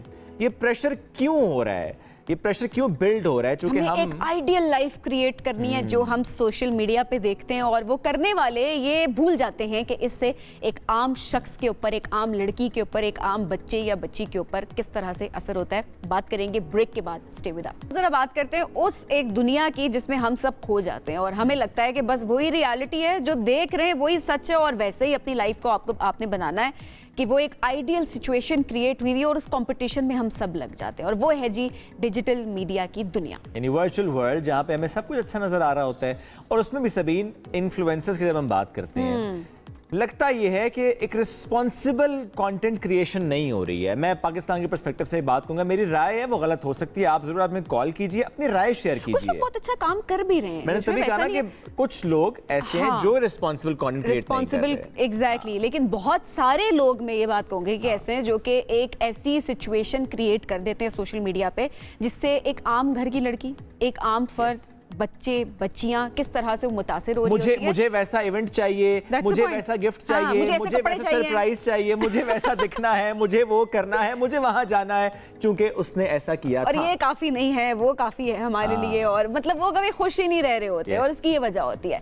अच्छा, आज हम इसी हवाले से बात करेंगे, आप हमें कॉल्स भी जरूर करें कि किस तरह से सोशल मीडिया इन्फ्लुएंसर्स जो वो कंटेंट बनाते हैं, जो वो कंटेंट अपलोड करते हैं, वो आपकी जिंदगियों पे उनका कैसे इन्फ्लुएंस होता है, ये आप हमें जरूर बताएंगे। और कोई ऐसे वाकया जो कि आपके साथ, क्योंकि हमारे इर्द गिर्द हम देखते हैं कि ऐसे बहुत सारे मामलात होते हैं जहां पर कहा जाता है जी वो फलानी सेलिब्रिटी थी, वो फलानी इन्फ्लुएंसर थी जिसका इवेंट हमने ऐसा देखा था, या जिसके हस्बैंड ने उसको गुलदस्ता दिया था जिसमें 5-5 हजार के नोट थे, वरना इवेंट्स शंदी मेहंदी क्या सारा कुछ पता नहीं क्या। चले जी, आगे इस पर हम जो कि बात करें, हमारे साथ जबरदस्त मेहमान मौजूद हैं, बहुत अच्छा कंटेंट क्रिएट करते हैं, शायद ही कोई टॉपिक होगा जिसको उन्होंने अभी तक टच नहीं किया। उमर सलीम साथ मौजूद हैं और अरीबा अहमद तिरमिजी मौजूद हैं। उमर अस्सलाम वालेकुम, कैसे हैं आप? कैसे हैं आप? ठीक, ग्रेट। अरीबा आप कैसी हैं? अल्हम्दुलिल्लाह, आप बताएं आप दोनों कैसे हैं? अल्हम्दुलिल्लाह बिल्कुल ठीक ठाक। ये हम दुरुस्त बात कर रहे हैं उमर, स्टार्टिंग फ्रॉम यू, कि सोशल मीडिया पे कुछ इन्फ्लुएंसर्स, ज़ाहिर है हम सबकी बात तो नहीं कर रहे, लेकिन वाकई कुछ इन्फ्लुएंसर्स ऐसे हैं वो जाने अनजाने में ऐसा कंटेंट क्रिएट कर रहे हैं कि जिसकी वजह से जनरली एक प्रेशर क्रिएट हो रहा है लोगों पे। आपने जैसे ऑफ कैमरा में बात कर रहे थे, इससे पहले भी आपने इंट्रो दिया कि एक प्रेशर होता है, प्रेशर कि इसने ऐसा किया तो हमने भी ऐसा करना है। आपको पता है, एज अ कंटेंट क्रिएटर मैं एक बात कहना चाहता हूँ कि कंटेंट क्रिएटर के ऊपर भी एक प्रेशर होता है, और वो प्रेशर होता है कंटेंट बनाने का, और यूनिक बनाने का, और थोड़ा सा अलग करने का, और वायरल करने का, राइट। सो वो अलग यूनिक तभी कर सकता है जब वो कुछ उल्टी सीधी हरकतें करे या कुछ ऐसा करे जो नॉर्म्स के अगेंस्ट है, अदरवाइज ही और she won't get noticed, right. So in order to get off that pressure, in order to be relevant in the social media world, so they have to do this thing. अब इसका negative impact जो है ना वो जाता है आम जो है अवाम है उसके ऊपर, दे लाइक ओ इन्होंने ऐसे किया तो हम भी करेंगे, इन्होंने ये दिया तो हम भी करेंगे।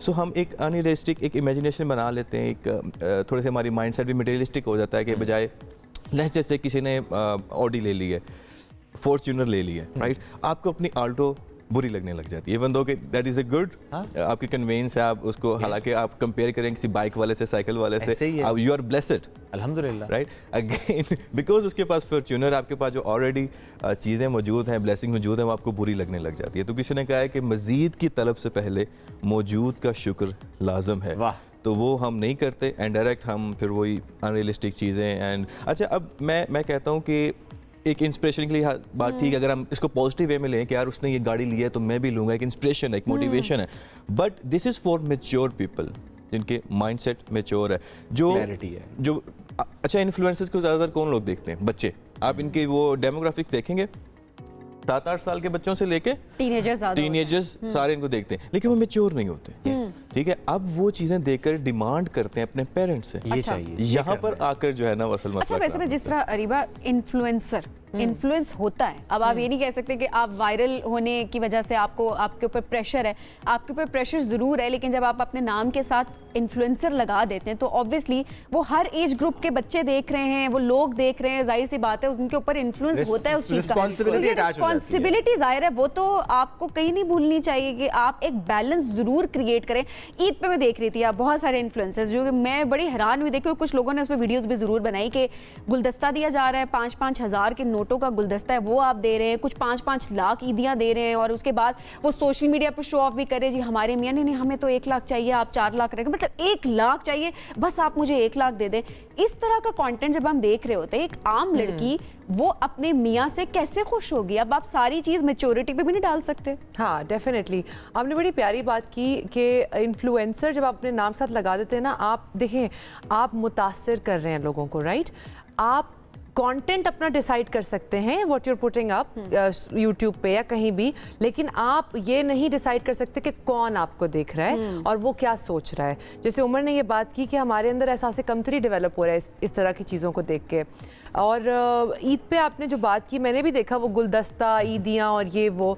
सबसे बड़ी जो बात है ना वो ये कि हमारे अंदर ना इस चीज़ के थ्रू क्लासिज्म, हमारे अंदर एक दूसरे में फ़र्क रखना आता जा रहा है, राइट? और इसकी वजह से अज़वाजी ज़िंदगियाँ बहुत ख़राब हो रही हैं।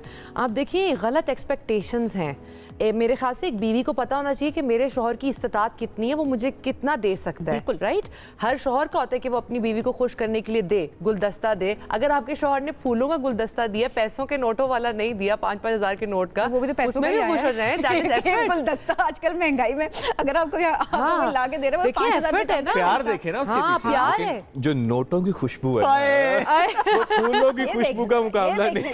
ये जरूरी है कि आपने 5,000 हज़ार के नोटों की खुशबू एंजॉय करनी है। की जो हम बात करें ना, ये ऐसा लग रहा है डिबेट हो रही है। में की हुई है मैंने। ये प्रो में जा रही है और मैं अगेंस्ट जा रही हूँ। ऐसा लग रहा है वो बचपन में जैसे पार्लियामेंट्री डिबेट्स करते थे। दोनों पर्सपेक्टिव रखना बड़ा जरूरी है, बहुत ज़्यादा ज़रूरी है। और आई थिंक जब आप फेमस होते हैं, माइल्डली भी फेमस हो, मैं खुद को इतना फेमस नहीं कंसिडर करती, लेकिन आपकी एक बड़ी मेजर रिस्पॉन्सिबिलिटी होती है कि आप क्या डाल रहे हैं सोशल मीडिया पे। मैं हमेशा कोशिश करती हूँ, बिकॉज मैं बिलीव करती हूँ कि जो बदलाव होता है वो आपकी अपनी ज़ात से शुरू होता है। मैं कभी भी इस तरह की चीज़ों को फ्लॉन्ट नहीं करूँगी, क्योंकि मुझे पता है कि हमारे मुल्क की जो माशी हालत है, जो एक एवरेज घर होता है उसकी इनकम ही देखें लाख सवा लाख है। बड़ी मुश्किल से 2-3 लोग कमा के वो घर चला रहे हैं आज। आप इस तरह की अनरियलिस्टिक एक्सपेक्टेशंस ना फीड करें लोगों में, ना इंस्टिल करें, क्योंकि आप उनकी एक तो जहनी उनको एक दबाव दे रहे हैं, ऊपर से आप उनकी रिलेशंस को ख़राब कर रहे हैं। ऐसा ही है, राइट? मैं क्यों, मतलब अब देखें, मेरी बेशक मैं खुद अर्न करती हूँ, सब कुछ करती हूँ, लेकिन जाहिर सी बात है मैं भी अपने पार्टनर से ऐसी एक्सपेक्टेशंस नहीं रखूंगी। और अगर कभी किसी ने कर दिया मेरे लिए, तो I don't think I will ever flaunt it on social media. Content का प्रेशर है Umar, I agree with you, लेकिन उस प्रेशर को गलत ना ले लें। हाँ, लेकिन नहीं, वो जो कंटेंट के प्रेशर की उमर आप बात करें, अग्रीड, लेकिन कुछ लोग ऐसे जो कि कंटेंट किसी डिफरेंट जॉनरा का बना रहे हैं, हाँ। लेकिन जब अपने लाइफस्टाइल पे आके वो एक नई वीडियो बनाते हैं तो उसका तो कोई प्रेशर उन पे नहीं होता। दो चीजें एग्जैक्टली, दो चीजें हैं। एक बोस्टिंग वो है जिसमें आप जती पुश्ती अमीर हैं पीछे से, राइट? आपके पास अच्छा खासा है, आपकी संपत्ति अच्छी है, राइट? तो आप उसको जो है ना उसको ब्रैग कर रहे हैं, आई हैव दिस, मेरे पास कार है ना, ऑल दैट। अच्छा, एक ये पॉइंट ऑफ व्यू, ठीक है? You have done nothing in your life but you are boasting your wealthy lifestyle. दूसरा पॉइंट ये है कि you have come from a lower middle class or middle class, so you have built all of this.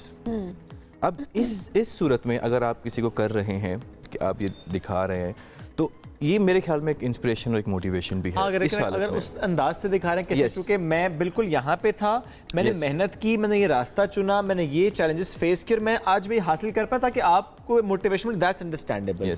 लेकिन वो जो पहले वाला point आपने रेज किया कि जल्दी पुश्ती अमीर है, तब भी आप ये क्यों बताएंगे किसी को कि अच्छा मैं आई एम रिच?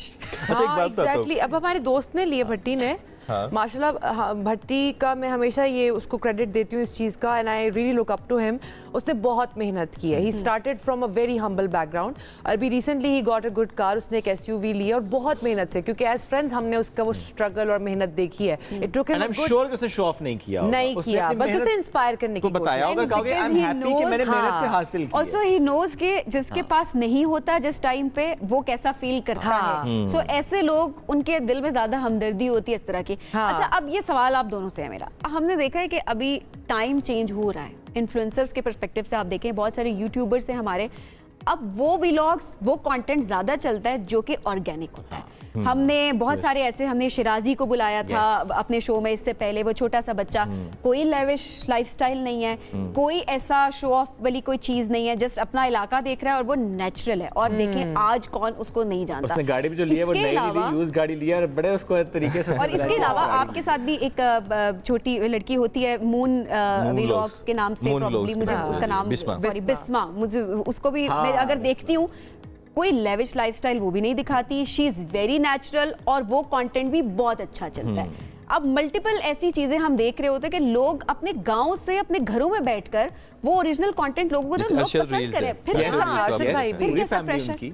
अच्छा मैं बताता हूँ, अच्छा वो चीज़ जो है ना आजकल आपने बोला कि ऑर्गेनिक जो कंटेंट है चल रहा है, अच्छा अब उनका कंटेंट इसलिए चल रहा है कि लोग उनसे रिलेट कर पा रहे हैं, लाइक ये तो हमारे जैसे हैं, हमारे जैसे। आप देखेंगे ऐसे लोगों की कल्ट फॉलोइंग होती है, राइट, बिकॉज एक सेलिब्रिटी है, लेट्स जैसे कोई सेलिब्रिटी, चले अरीबा सेलिब्रिटी है लेट्स जैसे, तो कहते हैं यार ये तो बड़ा लाइफ स्टाइल है, ये कहाँ हम कहाँ, ठीक है, ये तो भाई खेलती है लाखों करोड़ों में खेलती है, इसके पास गाड़ियाँ खोटी, हम कहाँ, लेकिन ओके अब एक वर्चुअल रील्स हैं या ये मून व्लॉग्स हैं, कोई भी ये तो यार ये तो हमारे जैसे हैं, if they can do it we can do it, उनका लाइफस्टाइल देख के and all that, so they can relate। अच्छा आपको मज़े की बात बताऊं कि अमीर लोग भी उनको देखते हैं, जिनका हमें याद है कि लास्ट टाइम जब हमने अनाउंस किया कि रशीद रील्स हमारे पास आ रहे हैं, तो there was a family who wanted to sponsor everything for them, और अगेंस्ट कुछ नहीं मांग रही थी कि हमारा लोगो लगा दें, ये लगा दें, कुछ नहीं, they just want to sponsor, जो देखते थे उनके फॉलो करते थे, उनका प्यार था कि वो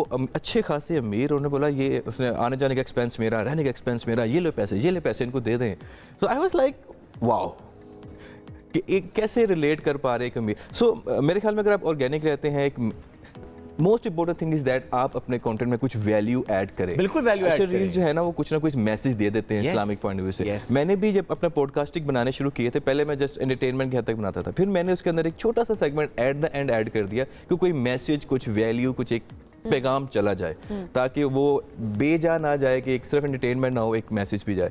सो जो content creators I think they need to create, अगर आप वो लेविश लाइफस्टाइल दिखा भी रहे हैं ना, आप एक मैसेज दे दें, आप एक पैगाम दे दें, राइट। अच्छा एक छोटा सा आपने देखा होगा कि बहुत सारे लोग ना दिखाते हैं, ये मैंने नई गाड़ी ले ली, ये मैंने नया घर ले लिया, ये देखो मैं फॉरेन टूर कर रहा हूँ, आप भी करना चाहते हैं, हियर इज माय कोर्स। ये तो बहुत ज़्यादा हो रहा है। तो अगर कोई ऐसे आपको बोस्टिंग कर रहा है, अपना वो दिखा रहा है, आज के शॉप जो है वो शॉपिफाई के कोर्सेज बहुत ज़्यादा बिक रहे हैं, राइट, अगर आपको कोई लाइफस्टाइल दिखा रहा है और उसके बाद वो पॉइंट पर आता है, इसका मतलब है काम खराब है, ये आपका रेड फ्लैग ऑन है। Yes definitely. और इन्फ्लुएंस की जब तुमने बात की ना, मुझे आपको पता है लास्ट ईयर एक मेरे सामने एक एक्सीडेंट हुआ, रोड एक्सीडेंट था एक बच्चे का, उसकी केयरलेस ड्राइविंग की वजह से, तो क्योंकि और कोई था नहीं आसपास जो उसको मेडिकल केयर देता, मैं I am also an immunologist by the way, so I have emergency training, तो मैं उसको लेके गई हॉस्पिटल वगैरह सारा कुछ, और उस दिन ना बेसाख्ता मतलब मुझे हॉस्पिटल ने कहा इस पे मतलब ऑलमोस्ट 8.5 लाख लगेंगे, बिकॉज बहुत मेजर फेशियल ट्रॉमा था, चेहरे की बहुत सारी हड्डियाँ टूटी थी, तो मैंने बस आई डोंट नो, मेरी उस वक्त फॉलोइंग भी नहीं थी, आई barely had 9,000 followers on Instagram, मैंने बस एक स्टोरी लगाई कि you know I have a case और बच्चे का ये, और मैंने उनसे कहा कि आप जितना भी मेरे फॉलोअर्स डोनेट कर सकते हैं उस फैमिली के लिए बहुत होगा। आपको पता है लोगों ने मुझसे कब कंफर्मेशन भी नहीं मांगी, अक्सर लोग कहते हैं ना केस कंफर्म करना है, तस्वीर भेजें, ये भेजें, Nobody asked me for confirmation. लोगों ने मुझे अमेरिका वगैरह से 2-2 लाख, 1.5 लाख, उमर ने मुझे इतना दिया, मेरे फ्रेंड्स ने मुझे इतना दिया, और वो लोग जो मुझे कभी मिले नहीं, मुझे जानते नहीं, एंड अल्हम्दुलिल्लाह I really want to credit everybody कि उन्होंने उसकी यू नो रिकवरी में इतनी मदद की, उसकी सर्जरी, मल्टीपल सर्जरीज थी, उसके फिर दांत भी लगे हैं अब recently. Positive impact of influence. या मुझे उस दिन शोएब रियलाइज हुआ कि यू नो आपकी इन्फ्लुएंस का कितना इम्पैक्ट है। Even with 9,000 followers you can create a difference, then imagine आपकी मिलियंस में सब्सक्राइबर्स हैं, वो क्या कर सकते हैं। एक कॉलर है अमरीन है इस्लामाबाद। अस्सलाम वालेकुम अमरीन, कैसी हैं आप? जी अस्सलाम वालेकुम, मैं बिल्कुल ठीक, आप कैसे हैं? अल्हम्दुलिल्लाह। अमरीन क्या कहना चाहेंगी? अच्छा, so great programme and social influencers का आजकल बहुत ज़्यादा इम्पैक्ट है हमारी सोसाइटी पे। So I would like to ask Areeba के सिंस मेरे टीनेजर बच्चे हैं, of course they follow social influencers, तो आप जब भी कोई चीज़ कोई ट्रेंड इनिशिएट करती हो या इंट्रोड्यूस कराती हो, so is it research based? क्योंकि आपकी बात का जो इम्पैक्ट है अपकमिंग जनरेशन पे वो हम पेरेंट्स का नहीं होता। तो मैं हमेशा ये बात पूछती हूँ कि अगर ये चीज़ है, जैसे आपने बोला कि सर्टन थिंग इज इम्पॉर्टेंट, तो वो बच्चा फौरन कन्विंस हो जाता है। तो as a social influencer do you think that whatever आप जो इंट्रोड्यूस कराती हो वो एक ऑथेंटिक बात होती है? इट्स जस्ट कि आपको कुछ पसंद आया और आपने कहा ये फॉलो करना चाहिए? Great actually query as a mother, क्योंकि मेरी कजन्स भी अक्सर जो मदर्स हैं वो मुझसे ये पूछती हैं एंड इट्स रियली इम्पॉर्टेंट। वही बात है, देखिए आपको एक फेस वॉश सूट कर गया डजंट मीन कि वो एक 13 साल की बच्ची को सूट करेगा। तो मुमकिन है कि आपको सिर्फ एक पीआर पैकेज या किसी ने आपने इस्तेमाल भी नहीं किया, आपने कह दिया अच्छा था, आपने इस्तेमाल भी नहीं किया। ये बहुत कॉमन है, मैंने अपनी आंखों से देखा है। जिस चीज़ को एंडोर्स किया जा रहा होता है पीठ पीछे कहा जाता है मैं तो ये चीज़ें कभी भी इस्तेमाल ना करूं। How can you, those are chemicals, ठीक है। कोई बच्ची देख रही है, सबसे ज्यादा आपने देखा होगा एक्नी को लेके ना सोशल मीडिया पे हर इन्फ्लुएंसर लगा हुआ है कि जी मेरी एक्नी थी, क्लियर हो गई इस सीरम से। Go to a doctor, they will tell you how tough acne is to deal with. उनके डॉक्टर इन्फ्लुएंसर्स होते हैं। हाँ, अच्छा उनको वो तो अलग ही गेम है ना, वो एक और शो कर रहे हैं कि दोबारा बुलाना। लेकिन इन्होंने बड़ी अच्छी बात की। पता है सबसे पहली बात ये कि अभी जिस जनरेशन से मैं हूँ, आई एम 25, मैंने ऑनेस्टली ये सब अपनी आंखों के सामने अनफोल्ड होते देखा है। सो मुझे थोड़ी सी अंडरस्टैंडिंग है कि इसके रेपरकशंस क्या हैं, इसके गलत इंप्लीकेशंस क्या हो सकते हैं बच्चे की हेल्थ पे। लेकिन अब जो बच्चे आंख खोल रहे हैं ना, वो इसी दौर में आंख खोल रहे हैं। उनको नहीं पता क्या सच है क्या सच नहीं है, उनको ज्यादा गाइड करना पड़ेगा। हमें तो इंडस्ट्री में आके मार्केटिंग करके रियलाइज हुआ कि बड़ी स्ट्रैटेजीज होती हैं पीछे प्रोडक्ट को बेचने के लिए, सर्विसेज को बेचने के लिए, गेम्स को बेचने के लिए। आजकल वो मुझे मेरे नेफ्यूज वगैरह कहते हैं खाला ईदी ना दें, बस वो पता नहीं गेम के कोई बोनस कार्ड्स होते हैं, कोई गिफ्ट्स होते हैं, वो उनको लेने पॉइंट्स, वो जी इजी पैसा कर दें हमें। ये वाले देखे सिस्टम आ गया है। हम तो वो बच्चे थे कि कड़क नोट पे इतना खुश होते थे हम, 10 रुपए का क्यों ना हो। बिल्कुल। एक और कॉलर है जी। हमीद है कराची से, अस्सलाम वालेकुम, क्या कहना चाहेंगे? वालेकुम सलाम, शेख याहिया हमीद बात कर रहा हूँ। सॉरी याहिया साहब। जी जी जी, बड़े अरसे बाद बात कर बहुत अरसे बाद बात हुई, खुशी भी हुई। और पढ़े लिखे लोग हैं, बड़ा फर्क होता है पढ़े लिखे और जाहिल के अंदर। लेकिन प्रॉब्लम ये हो गई है ना कि हम, मेरे ख्याल में जैसे मैं 60s के ज़माने में रहता हूँ, ज़रूरी नहीं कि मैं हर चीज़ मेरे लिए हो, पैवानों के लिए भी होती है। मुझे वो चीज़ देखनी चाहिए जो मेरे लिए हो, और मैं सिर्फ तर्ज ना करूँ। बहुत सारी चीज़ें जो मुझे पसंद नहीं आती आजकल के दौर में वो आम हो गई हैं, लोग लाइक करते हैं, तो मैं अपने मतलब सब्जेक्ट को देख लूँ ज़्यादा बेहतर है। मैं समझता हूँ ये बात। लेकिन मेरा इनसे सवाल ये है, देखिए ये सोशल मीडिया से ब्रेकलेस कार, ये दुनिया में है ऐसा, पाकिस्तान में नहीं है। कंट्रोल नहीं है इस पे किसी का, कहीं नहीं। न्यूयॉर्क के मेयर कहता है कि अगर मेरा बस चले ना तो मैं 14 साल के बच्चों को मोबाइल, एंड्रॉइड मोबाइल ही ना दूं। ये वहाँ के लोग कहते हैं।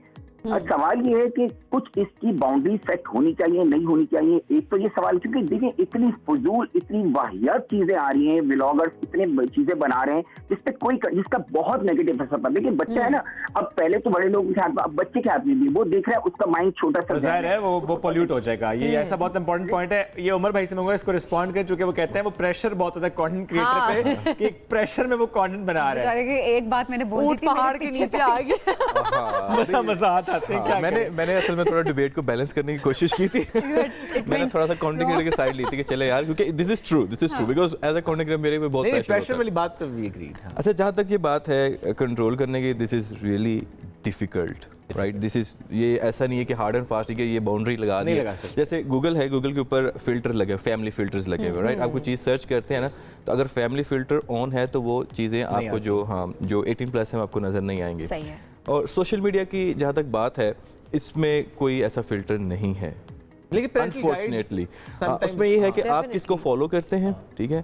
फॉर एग्जांपल एक बंदा अगर फैमिली व्लॉगिंग कर रहा है, राइट, वो आपने उसको फॉलो किया हुआ है, तो आउट ऑफ नो वे अगर कोई ऐसी बात करते हो, ऐसी हरकत करते हो कि फैमिली के मद में नहीं आती, तो आप क्या ही कर सकते हैं उसके लिए। आप में कंटेंट ऐसा नहीं था चूंकि उसका, यस राइट। अगर आपने गलत पेजेस फॉलो किए हुए हैं, दैट मेक सेंस कि यार ये तो अच्छा, दूसरी एक और बात, एंड्रॉइड और आईफोन का फ़र्क। मैं आईफोन का प्रमोट नहीं कर रहा, लेकिन मैं बताना चाह रहा हूँ कि आईफोन के अंदर फिर भी फिल्टर्स मौजूद हैं, लाइक जो ऐप्स आप डाउनलोड कर सकते हैं या कोई कंटेंट आप कंज्यूम कर सकते हैं, ब्ला ब्ला ब्ला, ठीक है। लेकिन एंड्रॉइड के अंदर कोई फिल्टर मौजूद नहीं है। अगर आपने खुदा न खास्ता अगर देना ही है ना बच्चों को फोन, तो आईपैड या आईफोन दें, क्योंकि इसकी कम से कम इसके अंदर रिलेटिवली सिक्योर है। इसके अंदर आप वो भी लगा सकते हैं, कुछ फैमिली फिल्टर्स लग जाते हैं, लेकिन आप कंट्रोल कर लेंगे कौन सा कंटेंट आपने देखना है। यस, एंड्रॉइड में जो है ना वो आप कुछ नहीं कर सकते। तो देखिए कंटेंट बनाने वालों के ऊपर भी जिम्मेदारी होती है, लेकिन साथ में कंटेंट कंज्यूम करने वालों की भी जिम्मेदारी, स्पेशली पेरेंट्स की बहुत जिम्मेदारी कि अपने टीनेजर्स जब वो मैच्योर नहीं है, उनके माइंड मैच्योर नहीं है, वो ग्रो कर रहे हैं अभी, तो उन पर ध्यान जरूर रखें और साथ साथ उनको गाइड भी करते रहे, क्योंकि कुछ चीजें आपके अपने कंट्रोल में नहीं होती हैं। मैं एक छोटे सा रैप अप कर दूं अपना, अगर आप माइंड ना कीजिए। I know I have also done a morning show, बड़ा एक टाइम का होता है, प्रोड्यूसर साहब कान में होता है, अगला टाइम खा गया। अच्छा सॉरी, जल्दी से मैं एक बात कह दूं कि पहले ज़माने में आप जैसे वो मदर थी और आप लोग भी, आप तो मुझसे बड़े हैं तो सॉरी, तो जैसे आप लोगों के ज़माने में बच्चा ख़राब होता था गलत कंपनी में जाके, घर से बाहर निकलता था, हम कहते थे कि बच्चा आवारा हो गया, राइट? लेकिन आज बच्चा घर में ही ख़राब होता है फ़ोन के थ्रू। तो आप वो गैजेट देने से पहले उसको तरबियत दें, उसको समझाएं कि बेटा इसके इस्तेमाल क्या है, अच्छे इस्तेमाल, बुरा क्या इस्तेमाल क्या है। और सबसे ज़्यादा 18+ कंटेंट की भी ना आगाही छोटी उम्र में देनी चाहिए, ताकि बच्चे में क्यूरियोसिटी ही ना हो। तो ये बहुत ज़रूरी है। जो मदर हमें सुन रही थी, आई वुड सजेस्ट कि आप अपने बच्चों से दोस्ताना ताल्लुक रखें, वो नहीं कि शेर की नज़र रखें और उनको हेलीकॉप्टर पेरेंटिंग करें। इतना एक स्पेस रखें कि बच्चे आपसे हर बार शेयर कर सकें। बहुत शुक्रिया उमर, बहुत शुक्रिया प्रोग्राम में ज्वाइन करने के लिए। नाज़रीन, हम बढ़ेंगे एक ब्रेक की जानिब, स्टे विद अस। सबसे ज्यादा जरूरी मेरे ख्याल में बच्चों के लिए नाश्ता है। ऐसा ही है, ठीक है। उन बच्चों की हम बात कर रहे हैं जो कि स्कूल नाश्ता के बगैर जाते हैं, फिर बस वो ढीले ढाले से रहते हैं, लेथार्जिक रहते हैं। जो स्कूल की जब असेंबली हो रही होती है तो वो बेहोश हो रहे होते हैं। आपको अपना टाइम याद आया? मुझे अपना टाइम याद आ रहा है। बाल, आपको याद है सभी, हमने कुछ दिन पहले गिलगित बल्तिस्तान के कुछ स्कूल से मुतालिक बात की थी कि जहाँ पे इनिशिएटिव लिया गया कि बच्चों को नाश्ता दिया गया, फिर देखा गया कि उनकी कैसे प्रोग्रेस बेहतर हुई है। और अब इसी तरह से पंजाब में ये इनिशिएटिव लिया गया है। उस पंजाब से पहले इस्लामाबाद में लिया गया। 40 स्कूलों में बच्चों को नाश्ता दिए जाने की खबर आई। और अभी उज़मा बुखारी साहिबा जो तर्जुमान पंजाब हुकूमत है, उन्होंने कहा है कि साउथ पंजाब में 5 लाख बच्चों को नाश्ता दिया जाएगा, एक अच्छा न्यूट्रिशियस मील दिया जाएगा ताकि बच्चे अच्छी ग़िज़ा के साथ तालीम अच्छी हासिल कर पाएंगे। न्यूट्रिशियस मील क्या होता है? यानी आप बच्चे को स्कूल जाने से पहले या स्कूल जाते वक्त क्या ऐसा दें कि बच्चा वो जब खाए तो उसकी एक अच्छी हेल्दी खुराक भी हो जाए और वो पढ़ाई में उसका दिल भी लगे। इस पर बात करेंगे, डॉक्टर नौशीन साथ मौजूद हैं। अस्सलाम वालेकुम। यूँ तो हमने मौजू पहले किया कि बच्चों के लंच क्या होना चाहिए, लेकिन चूंकि अब हम देख रहे हैं कि सूबों में भी इसको इम्प्लीमेंट किया जा रहा है, तो हम गवर्नमेंट को समझाने बताने के पर्सपेक्टिव में करेंगे। वैसे तो वो बड़े समझदार हैं, हमें हमारी क्या जरूरत है? माँ बाप को चले, माँ बाप को समझा लेते हैं, उन्हें हमारी थोड़ी जरूरत होती है कि जहाँ पे हुकूमत नहीं दे रही मील या जब दे भी रही है तो क्या दिया जाए। चूंकि हमारे पास होता है कि स्कूल की कैंटीन में जो ऑप्शंस हैं वो अच्छी नहीं है, क्या दिया जाए स्कूल जाने से पहले, और वो बच्चे जो नहीं कुछ खा रहे हैं उनको क्या दिया जाए साथ में? बड़ा इंपॉर्टेंट टॉपिक है, क्योंकि देखो नाश्ता ना, जैसे सबीन ने आज मलकाओं की तरह नाश्ता किया, Sabeen will have a different day, ठीक है। हमारा क्या होता है कि आपने बेसिकली देखे कॉन्सेप्ट देखें कि नाश्ता क्यों ज़रूरी है। आपने रात 7, 8, 9 बजे मैक्सिमम खाना खा लिया, देन आप सो गए, बच्चे सो जाते, of course they are tired, सुबह स्कूल गए 7 बजे उठे, and the first break comes around 10, 11, अब तो 11 बजे बच्चों की ब्रेक होती है। अब वो सारा टाइम अगर वो खाली पेट बच्चा गया है तो वो उसकी जो ब्रेन एक्टिविटी है वो बिल्कुल ज़ीरो पे या बिल्कुल ही बिलो एवरेज होगी। क्यों? क्योंकि आपका दिमाग एक मशीन की तरह है जिसको फ्यूल चाहिए, और फ्यूल आपको अपने खाने पीने से मिलता है। सो वो बच्चा सबसे पहले तो स्कूल में पुअर परफॉर्मेंस दे रहा है, उसकी फोकस नहीं है, उसका कॉन्सेंट्रेशन नहीं है, he is not enjoying himself. उसको सुबह उठ के स्कूल जाना उसके पेरेंट्स के लिए बहुत मुश्किल है, और वो पेरेंट्स कंप्लेन कर रहे हैं। और उनसे अगर कहा जाए बच्चा नाश्ता करके जाता है तो वो कहेंगे उसका तो दिल ही नहीं चाहता, ही जस्ट गोज, ही और शी गोज लाइक दैट। तो उसमें अब आपने क्या करना है कि आपने नाश्ते पे फोकस करना है। अब जो ये स्कूल्स में नाश्ता दिया जा रहा है, इसमें 2 चीज़ें हो सकती हैं। अब क्योंकि हमारे यहाँ आपको पता है एक प्राइवेट सिस्टम भी है, एक गवर्नमेंट सिस्टम भी है। अब ये गवर्नमेंट सिस्टम को अगर हम टारगेट करें तो it's a great you know, आप बड़ी अच्छी इसकी मूव है कि आप ऐसे बच्चों को दे रहे हैं। अब इसमें ये हो सकता है कि आप दे क्या रहे हैं, ठीक है। अब से आप बल्क में दे रहे हैं स्कूल में, तो ये जो आप कह रहे हैं कि हम गाइड कर सकते हैं, तो ये उस पर फिर हम बताएंगे कि हम घर में क्या खिला सकते हैं। पराठा आपका अच्छा होल व्हीट चक्की का आटे का बना हुआ पराठा हो, साथ में आप बेशक उनको जो है कोई सालन, दाल, प्रोटीन्स का पोर्शन आप देखें। कार्ब्स और प्रोटीन्स दो एक ऐसा कॉम्बिनेशन है जो आपको इंस्टेंट फ्यूल देता है, जो आपके ब्रेन को फौरन से फंक्शन पे करता है। क्योंकि बल्क में बन रहा है तो मैं ये नहीं कह सकती कि रोजाना अंडा दिया जाए, बट अंडा itself is a very full nutrient उसके अंदर होते हैं, ठीक है। इसी तरह अगर आप अंडा पराठा नहीं दे तो बच्चों को आप केला, अगर आप कहीं केले से स्टार्ट लें या सेब से स्टार्ट लें, तो एटलीस्ट वो खाली पेट नहीं पड़ रहे, उनको फ्यूल मिल गया है and they can focus on the learn. अब बच्चे वो हैं जो घर से पेरेंट्स चाहते हैं कि नाश्ता करके आए और नहीं खा रहे। उसमें ये है कि देखिए सुबह सुबह उठ के ना शोएब, आपको भी मुझे भी ना कम से कम घंटा चाहिए होता है to you know get back to a routine. और वो जो बच्चे उठते हैं they have half an hour, उठना है, तैयार होना है, आपने करना है, उसके बाद उनकी नींद पूरी हुई या नहीं हुई है, उसमें कोई ऐसा नाश्ता हो जो वो खा ले। तो हैवी नाश्ता बच्चा नहीं कर सकेगा। आप इसमें मिल्क शेक बना के उनको दे सकते हैं। अब मिल्क शेक में क्या आए, कोई भी ताज़ा फ्रूट है, दूध मिलाया, दही मिलाया, और इसमें मैं कहती हूँ बादाम अखरोट ज़रूर डालें। दही मिलाएं? हाँ, दही एक चम्मच डाल लिया आपने तो बड़ी अच्छी स्मूदी बन जाती है। अगर बच्चे को नहीं पसंद तो दूध और फ्रूट और साथ में बादाम अखरोट का पाउडर आपने, खजूर आप ऐड कर दें, खजूर को ऐड कर दें, जो बच्चा खाने से इज्तनाब कर रहा है इन अ ब्लेंडेड फॉर्म, उसको पता भी नहीं चलेगा क्या क्या उसके अंदर एडेड है। अच्छा डॉक्टर रशीद, अब बहुत सारे पेरेंट्स ज़ाहिर है ये गिला भी कर रहे होते हैं और उनकी मुश्किल ये होती है, चलें वो ये सब देना चाहते हैं, उनको पता भी है कि आपने बता दिया कि न्यूट्रिशियस फूड कौन सा है और वो बच्चों को दे रहे हैं, बच्चों का दिल ही नहीं करता सुबह सुबह। अब ये इसको किस तरह से बेहतर किया जाए? क्या डॉक्टर से कंसल्ट किया जाए या आप घर में भी इस चीज़ को बेहतर करते हैं कि बच्चा कह रहा है सुबह सुबह उसको नौजिया हो रहा है, उसका एक निवाला देखने को दिल नहीं कर रहा, तो खाना तो बहुत दूर की बात है, क्या करें पेरेंट्स? इसमें दो चीज़ें हैं। बच्चे को आपने थोड़ा टाइम से 15 मिनट पहले उठाना है। कोशिश करें कि वो जब उठे तो थोड़ी देर बाद उसको 2-3 सिप पानी के मिल रहे हैं, क्योंकि ओवरनाइट आपका स्टमक खाली होता है और आपको थोड़ी सी एक तेजाबियत वाली कैफियत होती है। अच्छा, मैंने पहले भी बोला, तो वो बच्चा जो 15 मिनट पहले उठेगा तो हम उसके ऊपर हमने उनको ना धक्का मार रहे होते हैं, उठो उठो जल्दी करो, तैयार हो, उसके बाद ये करना है, ये करना है, नहीं तो वो बच्चे के लिए बड़ा प्रेशर हुआ। अगर उसके पास थोड़ा सा एक्स्ट्रा टाइम होगा तो चाइल्ड विल बी रिलैक्स्ड। जब बच्चा रिलैक्स्ड होगा तो वो अपना नाश्ता, जो कि मैंने कहा कि इंस्टेंट कोई नाश्ता, पॉरेज हो गया, उबला हुआ हाफ बॉयल अंडा हो गया, वो आसानी से कंज्यूम कर ले। Exactly, not something very heavy with butter and all that, वो बच्चा नहीं खा सकता। और ये इसलिए भी हो रहा है क्योंकि बच्चा रात को देर से सो रहा है। एब्सोल्युटली देर से सो रहा है, रात की नींद पूरी नहीं हो रही है।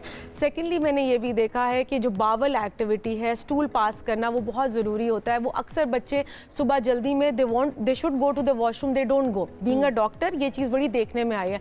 एंड सिंस वो बावल एक्टिविटी आपकी रेगुलेट नहीं हो रही होती तो बच्चे को भूख नहीं लगती, फुलनेस की फीलिंग रहती है और फीलिंग ऑफ फुलनेस रहती है, और वो कहता है कि उस वक्त नहीं। और फिर 11 बजे जो नाश्ते में अक्सर बच्चे पैसे लेके जाते हैं, जंक फूड खाया, so there is a constant cycle जिसमें बच्चा। अच्छा, ये कुछ स्कूल्स का बड़ा अच्छा इनिशिएटिव है शोएब, आप भी अपने बच्चों को रिलेट कर सकते होंगे कि वो उन्होंने कैंटीन एक तरह से एक दिन रख दिया होता है सर, कि एक दिन है, इसमें अगर आप कुछ लेना चाहते हैं तो बच्चों की वो पूरे वीक की एक्साइटमेंट भी रहती है और एक दिन में वो कैंटीन से जो लेना चाहे ले जाए, वरना वो कहते हैं कि जी पैसे लाना छोटे बच्चों को अलाउड नहीं है। आपके प्लेटफॉर्म से I would like to request school जहाँ पे कैंटीन है, they should give a special focus कि क्योंकि वो अगर आप अपनी कैंटीन से कुछ बच्चों को सर्व करें तो वो न्यूट्रिशियस मील होना चाहिए। दे स्पेंडिंग, आप चार्ज भी करें, तो हम क्यों ना उन बच्चों को वो चीज़ें खिलाएं जो उनकी परफॉर्मेंस, उनकी रिजल्ट, उनकी लाइफस्टाइल, उनकी मेंटल हेल्थ, इन सारी चीज़ों को। बच्चे तो बात भी मानते हैं स्कूल वालों की ज़्यादा। टीचर ने अगर कह दिया ना खाओ जाके अंडा उबला हुआ, बच्चे खाएंगे, बिल्कुल खाएंगे। And when they have a tray, जो कि सामने आपने देखा है वेस्टर्न वर्ल्ड में, दे हैव देयर ट्रेज, उसमें डिफरेंट पोर्शंस बने होते हैं। So that's carbohydrates, proteins, fruits, vegetable, it's a balanced meal. I wish कि ये हमारे स्कूल्स में भी ये इस तरह की चीजें इंप्लीमेंट हो जाए। हमारे बच्चों आज कहाँ होती सबीना आप?